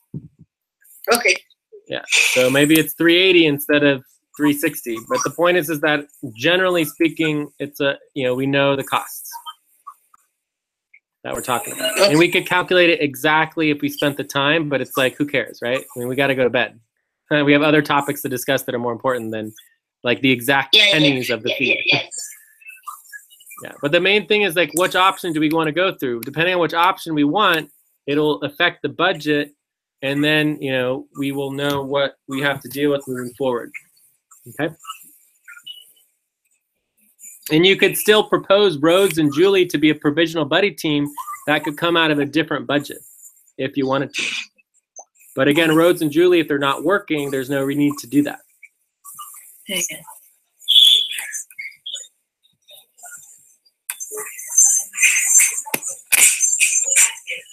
So who's the facilitator? I keep asking that, and I feel like we're never getting anywhere. Facilitator is Benji and Joyce. Okay, so Joyce and Benji, you guys got to practice your proposal making. So when you have multiple options, it's called a straw poll, and you would ask each person which option they wanted, option 1, option 2, option 3, and they could either also write their name down, and you can choose as many of the options as you want, and then you see which one gets the most votes. And that's the proposal that you do the proposal with, and then you see if you can get agreement on it. So Joyce, Benji, you guys can do this. You've seen it many times. I think Joyce left. Can someone check off Shigemi? Yeah, Shigemi. They leave. Shigemi. Or Benji. Shigemi is me. Shigemi is me. Guys are leaving. All right, guys, do you want to vote for, go for option 1, option 2, or option 3? Here's another option for you guys. Option 4. I'm showing you guys how to be creative, right? Because proposals can be very creative. You can approve option 2 and 3, but only do option 3 if we can get the additional, $350 to $450. That make sense? So that's another option that you could do. If you were, let's say you were really worried about, taking out $400 from next month's budget, because that's going to be money that's out of your budget for next month.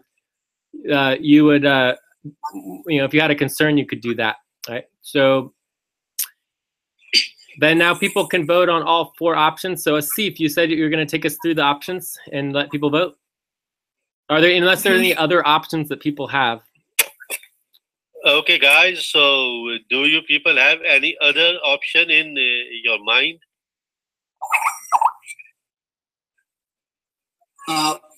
For me here, so I think we can reduce some money from their senior manager shipment, because on that sextant only 1 manager active. All right, so option 5 would be option 2, 3, or 4, but with $100 less owed because it comes from senior sextant managers, and then this would need to be approved by senior sextant. Okay.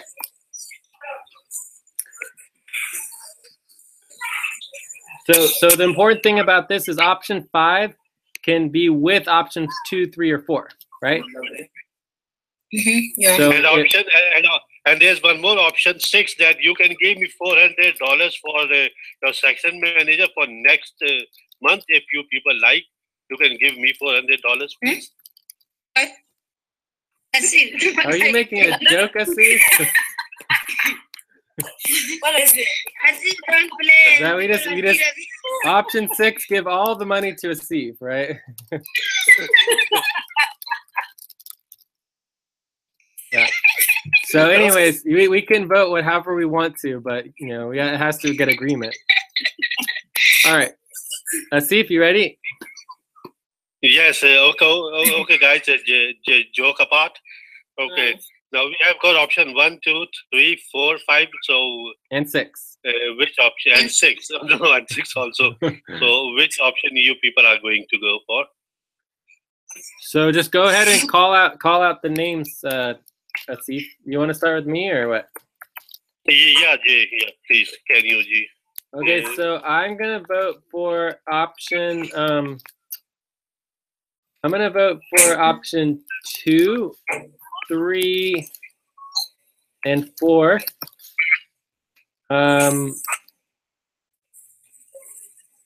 Possibly option 5 as well. I'm on the border. I'm not gonna vote for option 5 yet. I'm gonna think about it a little bit.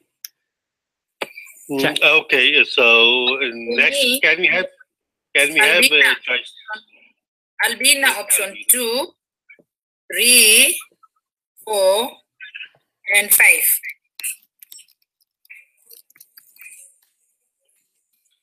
Okay, so Lucy. I'm gonna vote. This is Jay. I'm gonna vote for option 1 as well. Okay. Lucy vote for option 1 and 5. Lucy will vote for option 1 and 5. Okay, Joycey. For me, can you hear me? Yes. Yes. Yeah. For me, it's option 2.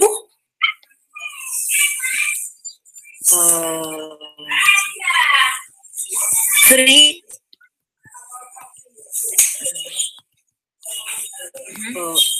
4 and 5. Okay, next, can we have Benji? For me, option 3. Only option 3. Benji, option 3. Okay, so next, can we have, Chigemi? I think she's not there. She left. I think Okay, can we have Abdul next? Abdul next. For mine, 1, 3, and 5. 1, 3, and 5. Abdul.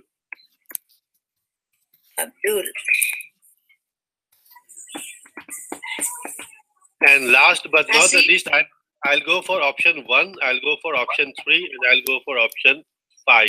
1, 3, and 5. And 6 also. Yeah. Hey, well, that would be a conflict of interest. I don't know if you're allowed to vote for option 6, but that's fine. 1, 3, 5. Asif 1, 3. 1, 3, and 5. Okay. Okay. So is that everybody? So this is 1, 2, 3, 4, 5, 6. This is 6 people. 1, 2, 3, 4, 5, 6 people. Yeah. So obviously we're looking at option 3 and option 5. So basically it's a tiebreaker between option 3 and 5. So this would be option 5 is option 3, but with $100 less owed because of the senior sexton position. So basically, we would go with option 3, but the question is, do we want to cut the senior sexton manager position by $100, which would take it down to $400, $200 per person instead of $250, and that would affect obviously the senior sexton managers like Joyce. So it would be important to hear about how Joyce felt about it. It looks like you voted for it, Joyce. So you're okay with it? I just want to clarify, is that for the month budget? Yeah. So currently it's $250 per senior sexton manager per month as a bonus for doing the potential bonus hours for doing the extra hours for taking on the senior sexton manager shifts. And so if you cut $100, it would cut it from $250 per senior sexton manager to $200. So. But for me, I think it is fine option 5J because currently on their section, she's the only person who is a senior manager there, and the rest are not. So, I think it's not bad for me. I think it's okay. So Joyce, do you agree with it? Does that sound good?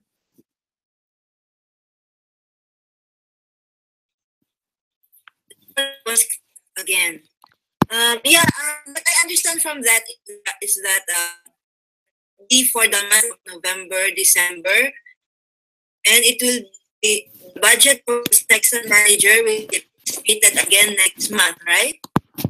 Yes. So the next month you could change it. Yeah. Yes. Yeah. Okay. I'm okay with that. Cool. Awesome. All right. So I guess if everybody supports option 5, then we can go with it. You know. Yeah, option 5 is, I think, good.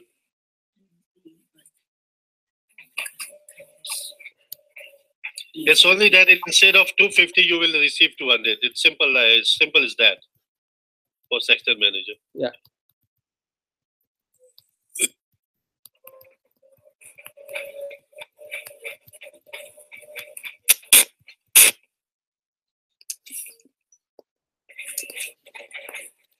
So do you guys want to vote between option 3 and option 5 real quick, just to make it official?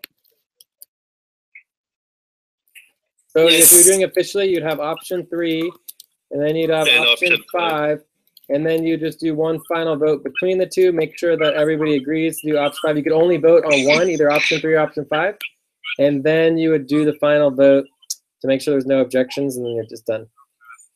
Okay, Jay, we can start from you. You can quickly just say we can go for voting. I would probably vote for option 3. Okay, so Benji? I would vote for option 3. Okay, Lucy? I'll go for option 5. Albina is 5. Okay, Joycey? 5. Okay, Abdul? Me also option 5. Okay, so for me as well, Asif also for option 5. Cool. So that just documents, the different positions. So it's good to do that so that everybody's heard. And then you do option 5 as the final proposal and make sure there's no objections. And you guys are doing really good here. This is perfect. So then now instead of an option, it's actually the final proposal, right? Does that make sense? Proposal. Yes. Yeah. Agreed. Well, no, you got to ask to make sure there's agreement. We haven't gotten it yet. Okay, guys, do we have any objection or do we have agreement on the final proposal? For me, no. No? So okay, so guys, so the correct way to do this process, just to make sure we're following protocol, we're learning here, right? It's practice as well.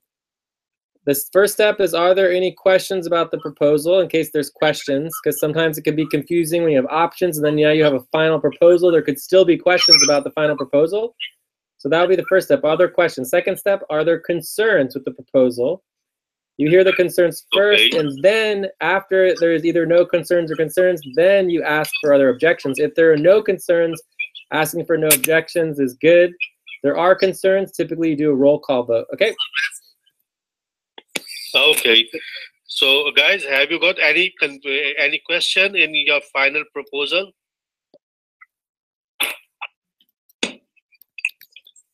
Yeah, we go to option 5, right? So one problem with the final proposal is it's actually wrong.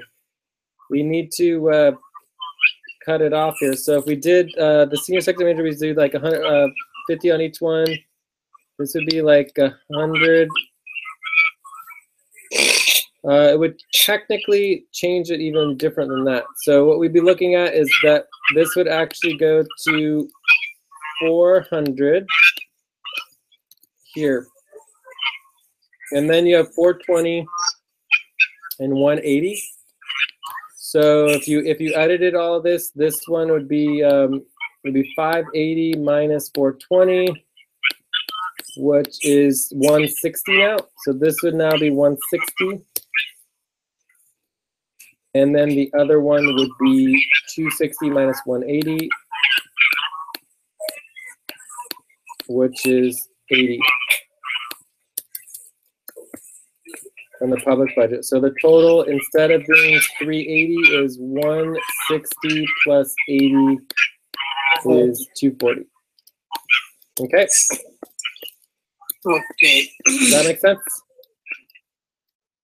So that's the correct proposal with the new option. So we actually went through and actually updated the proposal to be correct.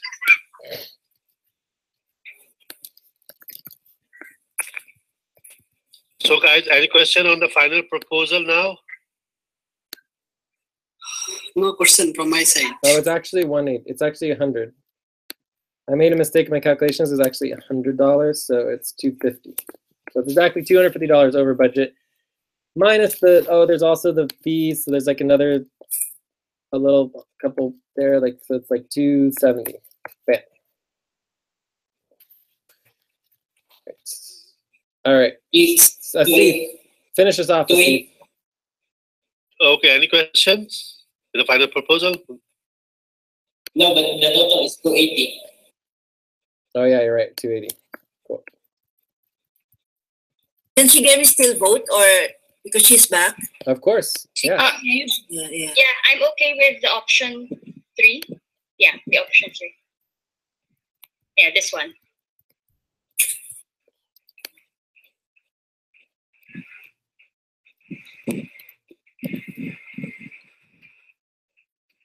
Asif, you want to finish this off?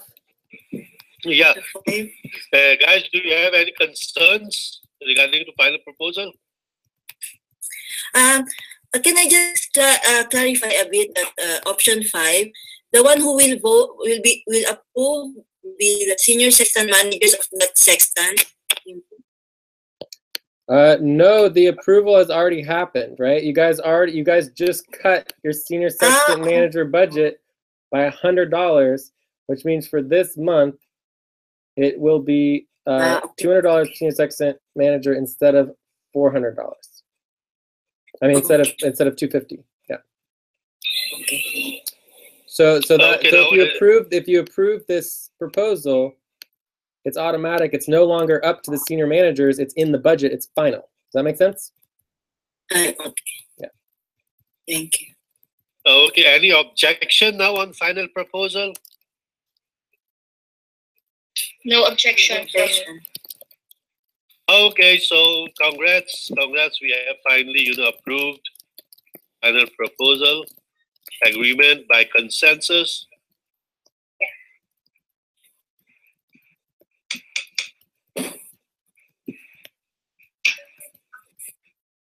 Thank you guys.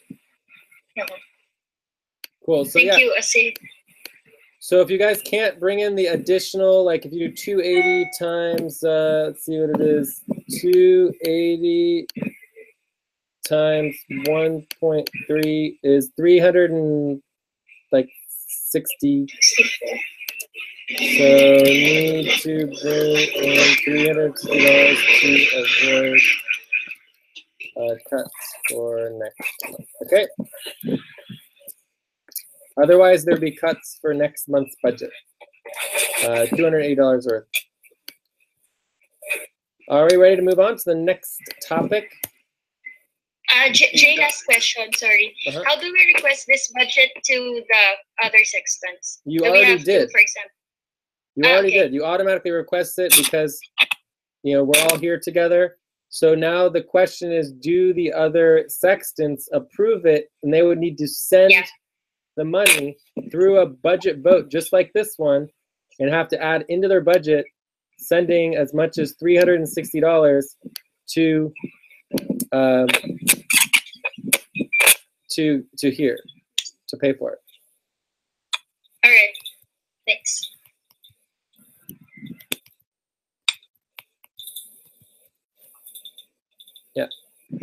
Yeah.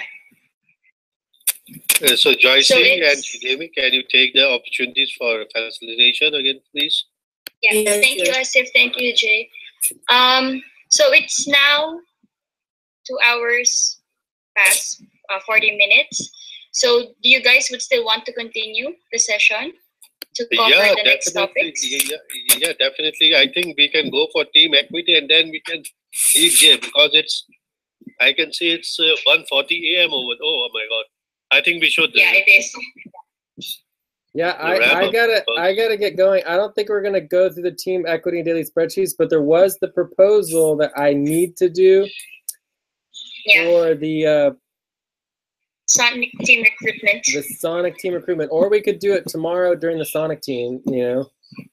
But it would be ideal to do it tonight and then tell her and have her come to the first Sonic team tomorrow, because she might be able to actually attend the meeting if we pay the money. Sorry, can you repeat again? I did not hear you properly.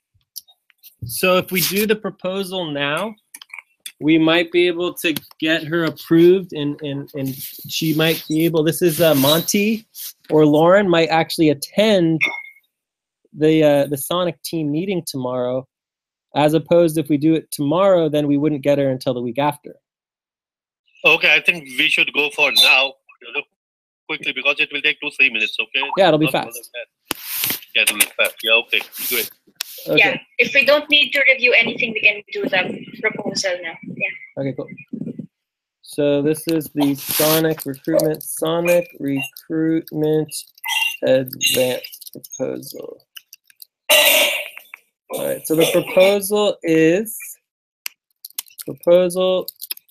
to pay Monty, this is Lauren, $375 advance before she starts her work. Okay, this is valued at 1 week of work. Her total pay is equal to $1,500 per month, and she's already been approved. Already approved and invited / hired. But she has a concern that she doesn't have any guarantee that we'd actually pay her. So one of the interesting things about this advance is that it's not technically based on her need. It's based on her concerns of, like, she's probably done work before and gotten stiff for it and not paid. You know, so she doesn't want to do work and then not get paid. $375 is not a huge amount of money because it only represents 1/4 of her pay for the month, because she is getting paid $1,500 a month. So I'm not super worried about her like taking the money and running, but it's obviously a possibility. We could pay her $375. She could do no work, and she doesn't necessarily have to give it back. So, you know, we would have to take her to court to get the money back, right? If she didn't do any work. So, yeah. Okay, I understand the proposal, Jay. So that's the proposal. You know, I certainly have concerns. I would like to do a, official vote on this, but yeah. What do you guys, are there any other questions, concerns? Obviously, my concerns are the fact that it's kind of setting a new precedent. I mean, we've never really done this before. And also that it's, it is a substantial amount of money, and she technically could just take the money and run. It's just, there's no reason for her to have to work with us. But then again, it's also showing some trust. So it could go both ways. Okay, my concern is okay, continue. No, Lucy. Yeah, my concern is why didn't he come first and work even one? Then we can even propose while he's there. How can we vote? He did not even attend the session even once. Because I understand I was the one inviting him, and most of the time I even give him the date he needs to come until I told him, can you add a J? I gave him your Skype. I did 3 times. He don't add on the Skype. Then I told him, for more information, you can even add my Skype ID or you add for J, which I understand you communicate with him, but we need him first to come so that we can vote. No one refused to give him that money, but we need him to be there. Then we can give him that money. We can vote for that money, according to me. Okay. I'm slightly different. I believe in trust. I believe in faith. So I think we should give her the amount, and we should go for on the level of trust. That's what my opinion is. But for me, no.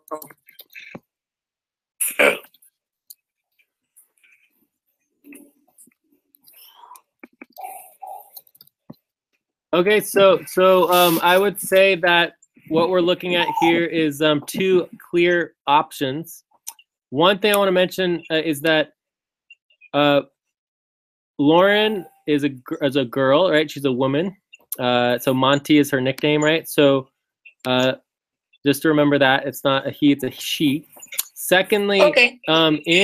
The other reason why I would potentially extend things out, like here's another example. Our policy is that we only hire buddy teams, right? So in our current policy, everybody we hired is against the rules a little bit because we hire people as individuals and then create buddy teams. Eventually, when we have a lot of people applying and we're not have this huge backlog of work, but that we're actually stable, we will only be hiring people in buddy teams. So you actually have to create your buddy team before you get proposed into the budget, whether it's the recruitment budget or the total budget. So eventually, we make sacrifices and bend the rules in order to get the work done. Like we really need the work done.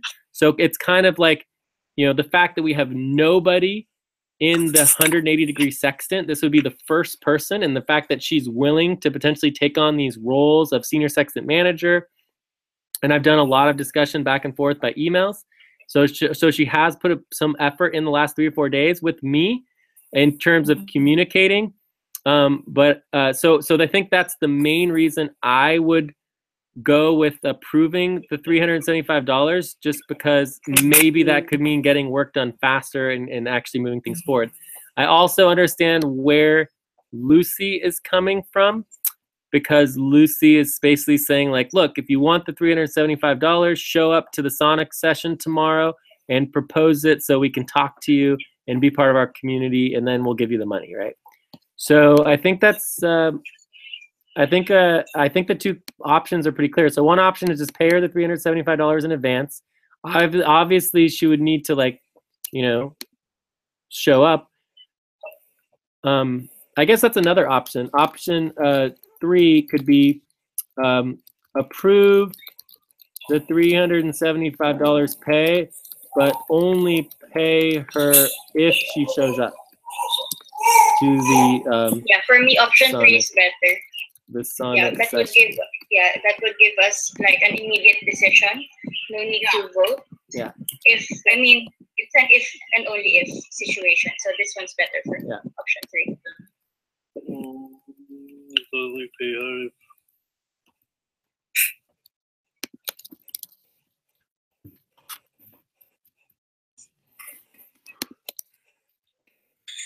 Jay, is it going to be advance or just her money, part of the amount that she was approved on? Yeah, it's just an advance. So once she does the work, she will have no additional pay on top of her actual pay. So she's still only getting paid $1,500 for the month. It doesn't affect her pay, her total pay. Okay. Yeah, but for the first month, if we give her advance and we pay her all the money for the $1,500, it'll end up to being $1,875 for the first month. Does that make sense? Yeah. Yeah.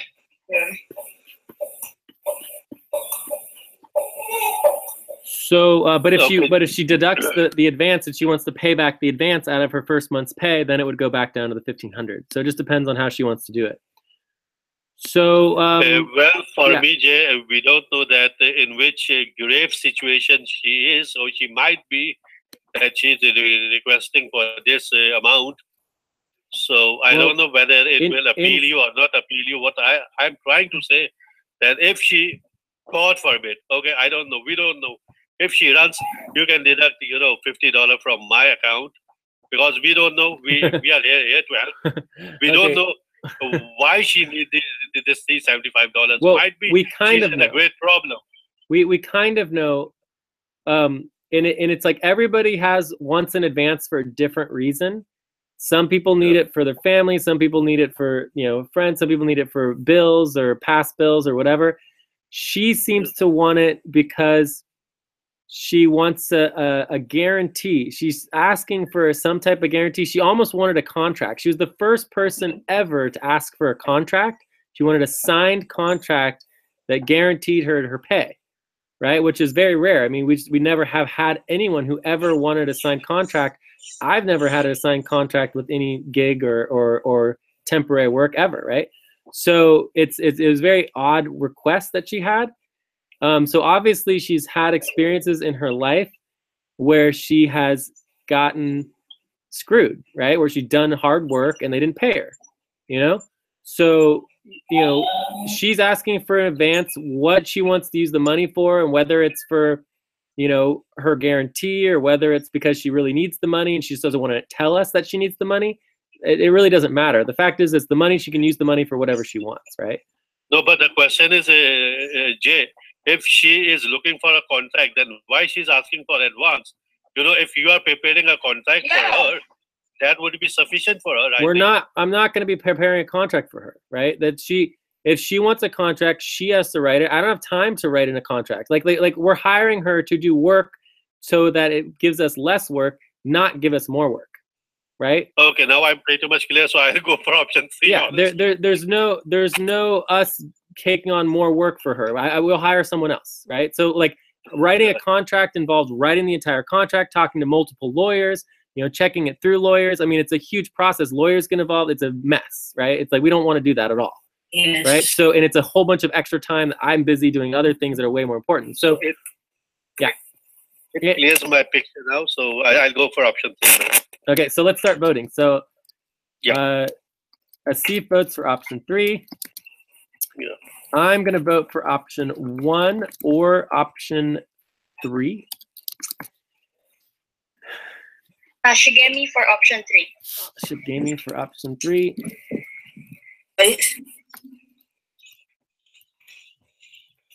Joyce? Yeah. Option 3. Option 3 as well. Option 1 and 3. Option 3. For me, I'll still go for my option. Okay, so Lucy's option 2. Lucy's option 2. And this was Abdul. Anyone else missing? Benji, what about you? Option 3? Yeah, option 3. Okay, cool. All right, so I think that's pretty clear. So we want to do the final approval. And I'll email her right now as well.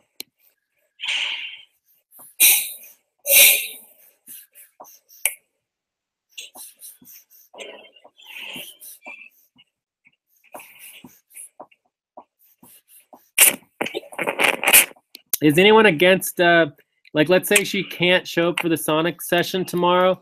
Maybe we could do the New Moon session. Or Andromeda. Yeah, for me, we just give her the as soon as she's How about we just when say, someone has an interest in working, then there is no need of us even doing all things. If you have an interest, just go and show up. You work. People will approve everything there. Yeah, cool. All right. So are there any objections to option 3? No objection from my side. Okay.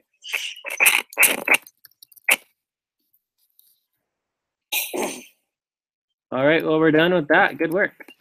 I'm going to email her right now while you guys are getting ready, next thing set up. So let's see here.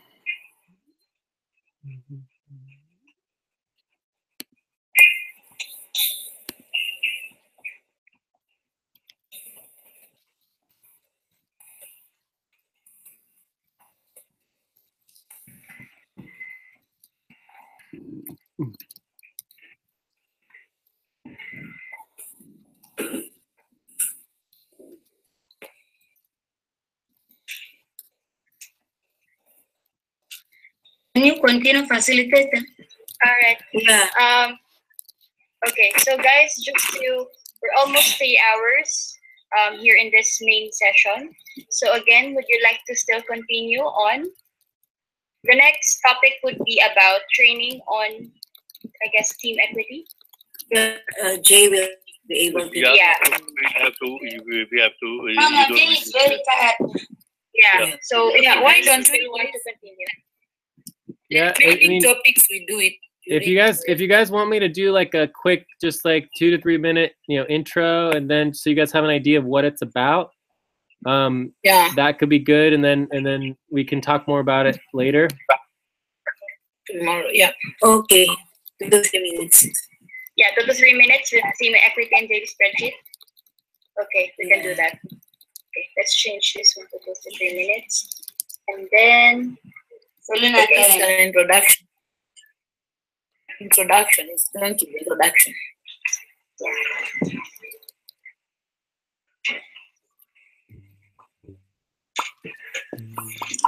Okay, so basically, okay, we're ready. Are you guys ready for some of this stuff? You guys ready to chat? So there's 3 types of equity models that we are working with, and the first one is the team equity, and the team equity is very important. Ooh, here we go. So Sonic team. Perfect. So I'm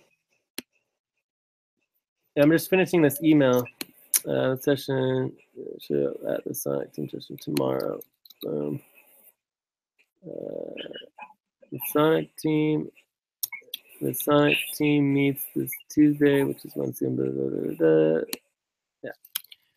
Overall, if you cannot make the Sonic team, we would pay you during the session as long as you can give me your pay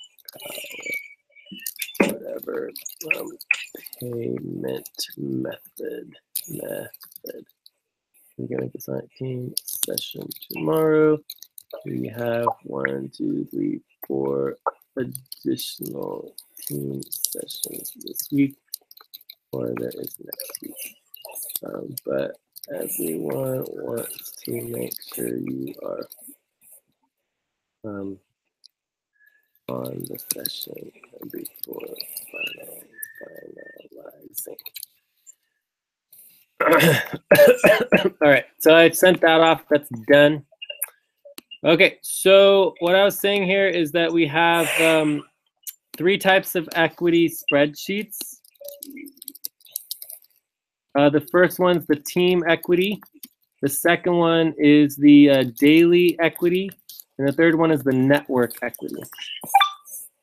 Okay, so daily equity, team equity, network equity. It's all basically the same spreadsheet. Daily equity spreadsheets are also used to make weekly and twice per week, a month, and monthly, right?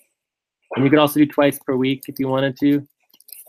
So technically speaking, you can use the daily equity spreadsheets to make twice per week, weekly, twice per month, monthly, quarterly, all that kind of other levels of equity spreadsheets, right? So team equity is all based on the main weekly sessions. The breakdown, I have the breakdown. Let me pull it up here. Let's see here. I think it's going to be from the previous week. Find equity here. Nothing. Great. It might have been from the week beforehand, because this is the new week, right? Yeah, it's the new week. All right, let me check one other week, and I might have it here. So, so we break up the team equity between like 3 or 4 different things. Primarily, it's all about who shows up at the session. You don't show up at the session, you don't get as much equity, right? So it's about the leadership and the ownership and like the actual time going into the actual work, for running the actual team, right? So team equity is all about running the actual team. as opposed to just doing normal work. But there's also something called community equity. I don't know if you guys have noticed, but we do a lot of like the website. One of our only website that works right now is community equity. Here we go. Here we go. Daily equity spreadsheets. Daily equity spreadsheets. Huh. I guess it's not there. What a bummer. Could it be in the previous one? Wait, was that it? Nope. Boy. Oops. Let me check. Oh, here it is, right here. Okay. The team equity spreadsheet, so that's 35% community equity, 30% RICO, and this is where all the money is coming from, right? And 35% team. So this is like team control, right? So this is these are the people who show up. So this is main session team. That makes sense? So you guys say you have a vote. If you show up, if you don't show up, you don't get a vote. Does that make sense? Mm-hmm. Yes. So the same thing would be true with the equity. If you show up and you help run the team, you get equity, right? For the rest of the week, if you just come to the sessions for the actual work sessions, or you do individual sessions or whatever, you get community equity. Are there any questions about the difference between community equity and main session team control and RICO? None so far. Okay. So, I mean, you could technically change this to be like 40% main equity and like 30% community equity if you wanted to give more power to the people who show up to the main session, because some people just won't care. They just won't show up at the main sessions, and they'll be like, other people can make the decisions. I just want to do the work, right? Which is perfectly fine. No one's required to show up at the main session, right? But the reason why we have it even is because everybody does show up at the main sessions, gets community equity anyways. So you're automatically already getting more equity than the people that are just working. So it's already fine. So are there any questions about the breakdown? No, it's okay for me. Cool. So at the end of each main session, you would do two things, right? So this is part of SQN value tracking. So with SQN value tracking, you do what's called the session value tracking, right? And this is for what's called session credits. And then you also do team equity value. And then this would be the equity spreadsheet. Okay? And so the team equity value spreadsheet is what I'm going to train you how to do. This would include the session value tracking, but it would be much more than that. And it's a much more detailed process. It doesn't take that much more effort or work, but it is, yeah, it's definitely different. And so it's important to do it well. So I think that's pretty much it on that. Daily equity is basically you take, so you have all the sessions of the day, and then only main sessions get their own equity. Jay, you're on mute. Oh, sorry. Okay. So every session of the day, has value. But only main sessions get their own equity spreadsheet, right? So then you do a daily equity spreadsheet, and that is equal to all of the work of that day. And for this, we're going to be using the Selenium calendar. It just makes it way easier. Are there any questions about this? About the daily equity spreadsheets? None so far. Cool. So obviously everybody who comes to a main session would also get daily equity, right? And this is literally our FQN real-time value tracking, right? So we do daily value tracking. If you don't track your hours in real time for the day, you would miss out on the daily equity. Does that make sense? Yes, it makes sense. If you don't track your hours daily, you would miss out on the equity.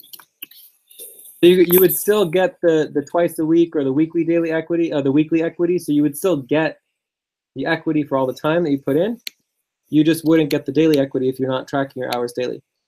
All right, so then the real-time value tracking is all part of real-time value tracking. It's the best and only way to do value. So every day that goes by that we don't do daily equity spreadsheets, you know, you're basically losing value, right? We'll have to go backtrack it all. It's just not really possible. You can only really do it in real time to the right level.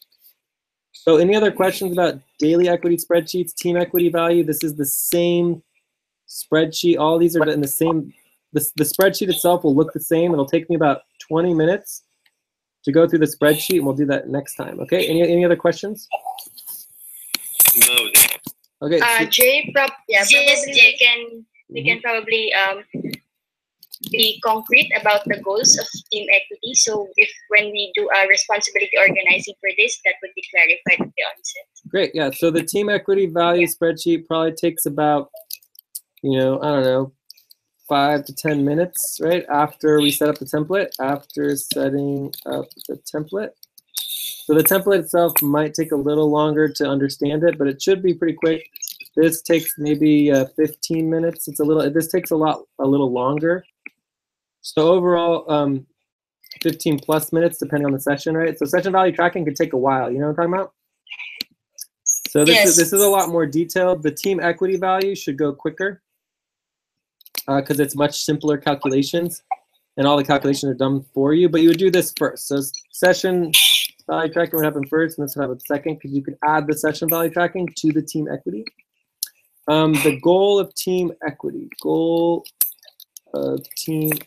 So is to document and distribute value based on contribution of time and Jay, effort. sorry, you're on mute again.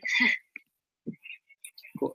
So the goal of team equity is to document and distribute value based on the contribution of time and effort to a super team, right? Or team.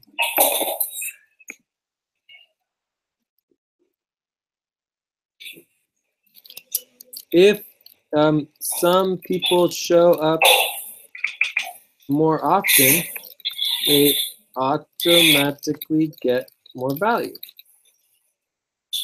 Does that make sense? Yes. Yeah, so if you show up at the weekly sessions every single week and you fully participate and you fully work together, you automatically are going to get more equity and ownership in the team. It's that simple, right? So for example, I'm not going to have much ownership in like the Central Asia team or, you know, some of the other teams across the world because I just don't attend them, right? Even this team, I'm not going to make this team every week. There's just no way. So I'm not going to have as much ownership. Rico's still going to have 30%, but that's going to help the whole network, you know, connect into it. And then there's also the community equity. Maybe I'll get a little there, but, you know, overall, this team will not be, you know, controlled or owned by me because I'm not going to be as involved, right? But obviously, I'm still a founder in the whole global structure, and there will be future teams where I'm not even involved at all, even in founding them. So Rico wouldn't even be a part of it, right? So not to mention myself, right? So, but right now it is. So I think that's pretty clear, right? So basically, the more time and effort and time you put in, the more equity and value in relationship to everybody you get. So right now we track. What do we track right now? So currently we track time, and we have the equity spreadsheet, right? like people have their equity spreadsheets, right? Which is in money, right? Money? Yeah. Yeah. So basically you have these money equity spreadsheets based on your time. But what this doesn't show, right? This doesn't show the percentage relationship between the people involved. Okay?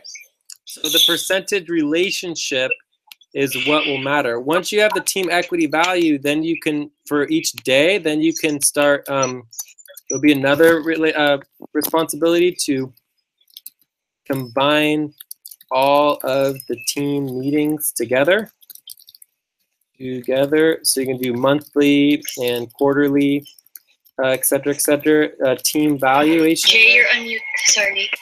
Yeah, thanks for reminding me. Yeah, but, so you can combine the team equity together, and this would be another responsibility that has to happen.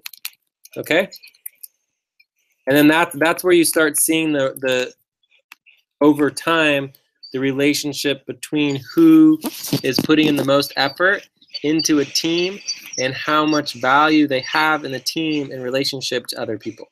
Okay, and we'll be able to calculate it out to, like, you know, to the exact percentage of how much each person has vested in the team and what teams they have the most vested in. Okay, is it all making sense? Yes. Yeah. Okay. Yes. So, and this is how we do value tracking, right? We're not doing it yet. When we start doing it, it's going to be a lot better. It'll be more important, a lot better. It'll be good. So then the last part is the network equity. The network equity is basically you take team equity and multiply it by the highest level sessions. So what's the highest level session you guys have participated in? It's Venus. The Venus session. So the Venus session. Venus. The Venus session happens every 110 days, right? So if you take a daily equity spreadsheet, right? This is done every single day and would be worth value of 1. Right? So if you look at the network equity, a daily equity spreadsheet is equal to 1, right? Whereas a Venus equity spreadsheet, and this would be what's called a session/team equity spreadsheet, right? Would be equal to the value of 110x. hey. So basically what that means that in the network, to build network equity, not just for your team, but for equity in the entire network, you're going to get 110 times more value out of attending the Venus session as you would by just attending a regular daily session. That's how important the Venus session is, right? So the new moon session will be equal to 29.5x, right? You look up Wikipedia.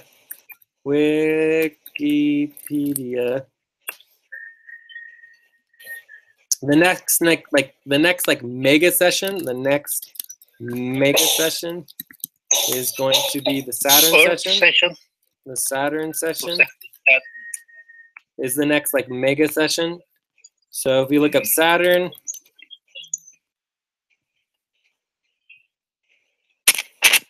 the orbital period of Saturn is 10,759 days. So we would take that orbital period, 10,759 days, 0.22. We divide it by 2, and equals 5,379.61.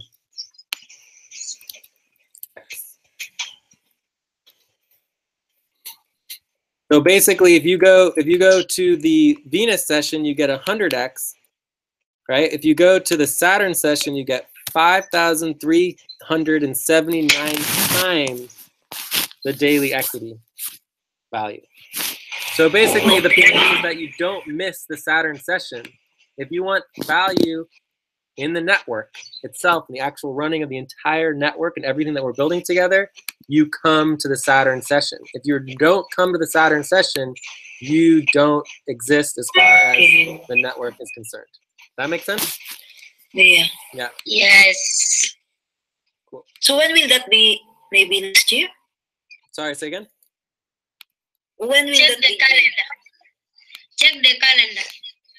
It's in the Saturn sessions in like, I don't know, like February or Okay. March or something like that. It's in 2018. It's March, But the on March. Saturn session comes around about every 12, 14 years. It's like every 14 years. So it's pretty rare. Yeah. Doesn't come around very often. But there are sessions that are even more rare than the Saturn session.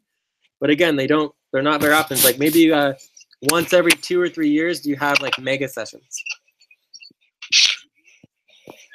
Cool. All right, so I think I'm pretty clear. That's how network equity works. You got your daily equity spreadsheets and you have your team equity spreadsheets. Okay. Okay, great. Cool. I'm gonna go to bed. Any last question for me? Jay, Yeah. there's one important question. Is the month 4 weeks or 5 weeks? This month is going to be 5-week month, and it's because we're switching to the Selenium calendar. Once we switch into the Selenium calendar, if we stick with the Selenium calendar, it will always be 4 weeks forever. There will never be a month that is not 4 weeks. That's one of the benefits of the Selenium calendar, is that they're standard. But overall, this particular month is 5 weeks, and this is the last week we have to finalize the budget. The new budget will be at the new moon. So the new moon will be the beginning of the next month. And as you guys will learn more about the Selenium calendar is exact. Every single month starts literally at the new moon. And it's a specific time, right? An exact minute that the month starts. Every single day will start at a specific minute, and we'll have the same day across the entire world all at the same time. So there will never be a question about what the date is, and there will never be a question about what time it starts or what time it stops. And this will relate to all of our equity spreadsheets, will relate to all of our value tracking, all of our finances, everything. And every week and every month and every day we'll have an exact start time and exact stop time. And it'll be the same across the entire world. Okay, Jay, what about now? Should I not doing a calendar verification because we are switching to calendar? No, calendar verification doesn't change because that has to do with the natural time cycles.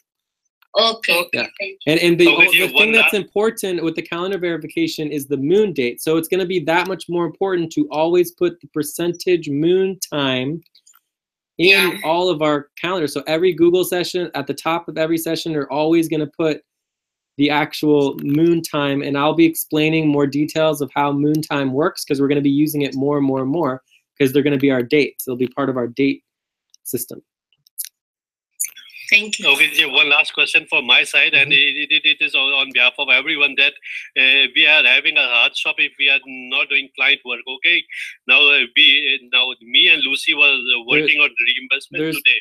There's never been a proposal or an agreement ever that a hard stop has anything to do with client work. Okay. So the individuals are supposed to have some client work, but under the midweek check-in, the client work is ideal. It's an optional thing and it's ideal. Some people don't have client work, and we're not going to give a hard stop because you don't have client work. You just have to have assigned work. Only the assigned work is required. The client work is ideal. The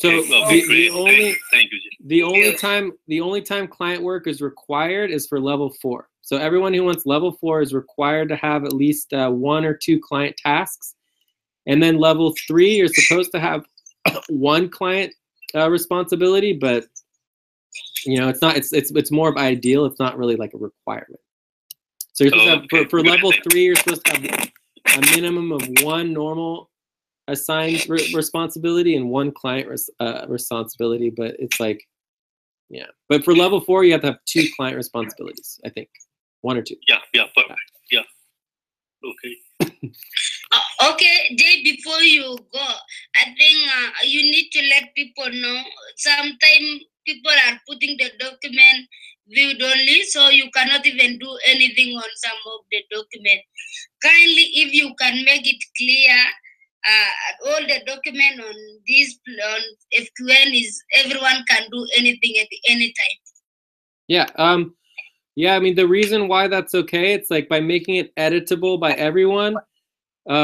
Every single edit is restored in the Google document. So the important part is to make sure the document is in the correct Google folder and that it's owned by an FQN account. As long as that's done and it's in the Google folder and in the account, it will be backed up, and we will have, it'll automatically get backed up, and we will have the infinite recording of every single edit. So if someone goes in and deletes everything, we can get it back. Okay, yes, because I was really annoyed when Joyce denied me access to some of the document. She says because she was the one making it, she's the only person her and Alen can work on that. So I don't understand, if you someone assigned to do a responsibility, is it a must that only that person is only working there, or any other member can work on that responsibility? Yeah, any other person can work on anything. There's no, like, no one has any ownership over anything in the network. It has nothing to do with people. The responsibilities exist separately from the people who are working on them. So okay, everything should be open, transparent, accessible, and all of the documents, right? The policy is that every single document needs to be owned by an officially approved FQN account.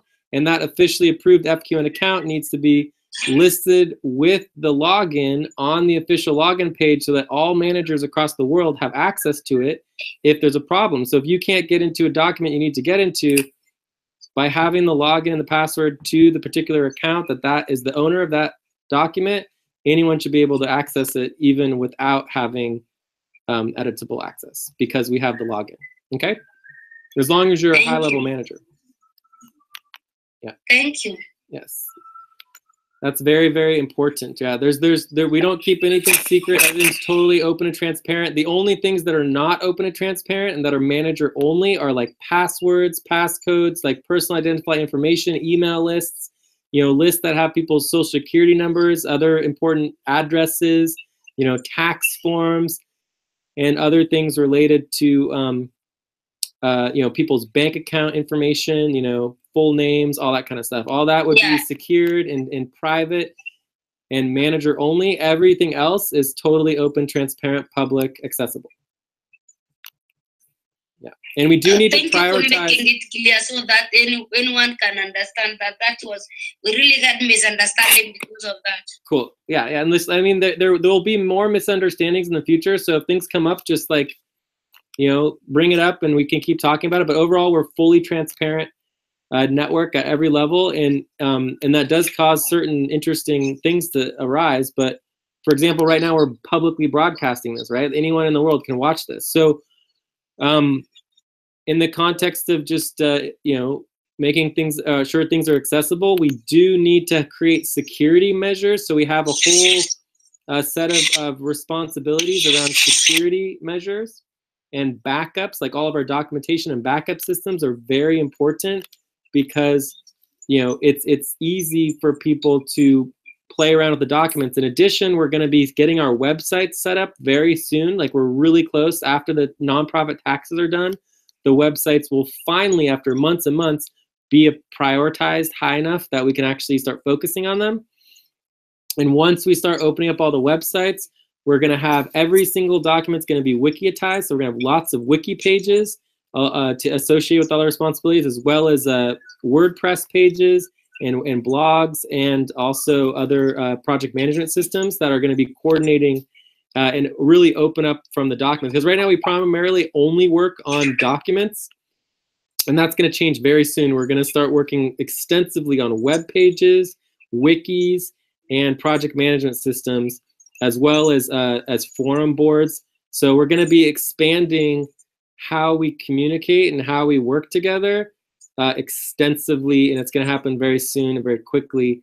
But we don't need it. Like, everything we need to do can technically happen just using documents and spreadsheets and email and Skype. But we will have many more tools to use very soon. So stay tuned. It'll be fun. It'll be exciting. Okay, thank you. Yeah. Any other last questions before I go? None for me. Thank you so very much, Jay. Thank you so much, Jay, for clarifying a lot of things. I know. Thank you guys for asking the questions. If you guys don't ask the questions, I can't give you the information.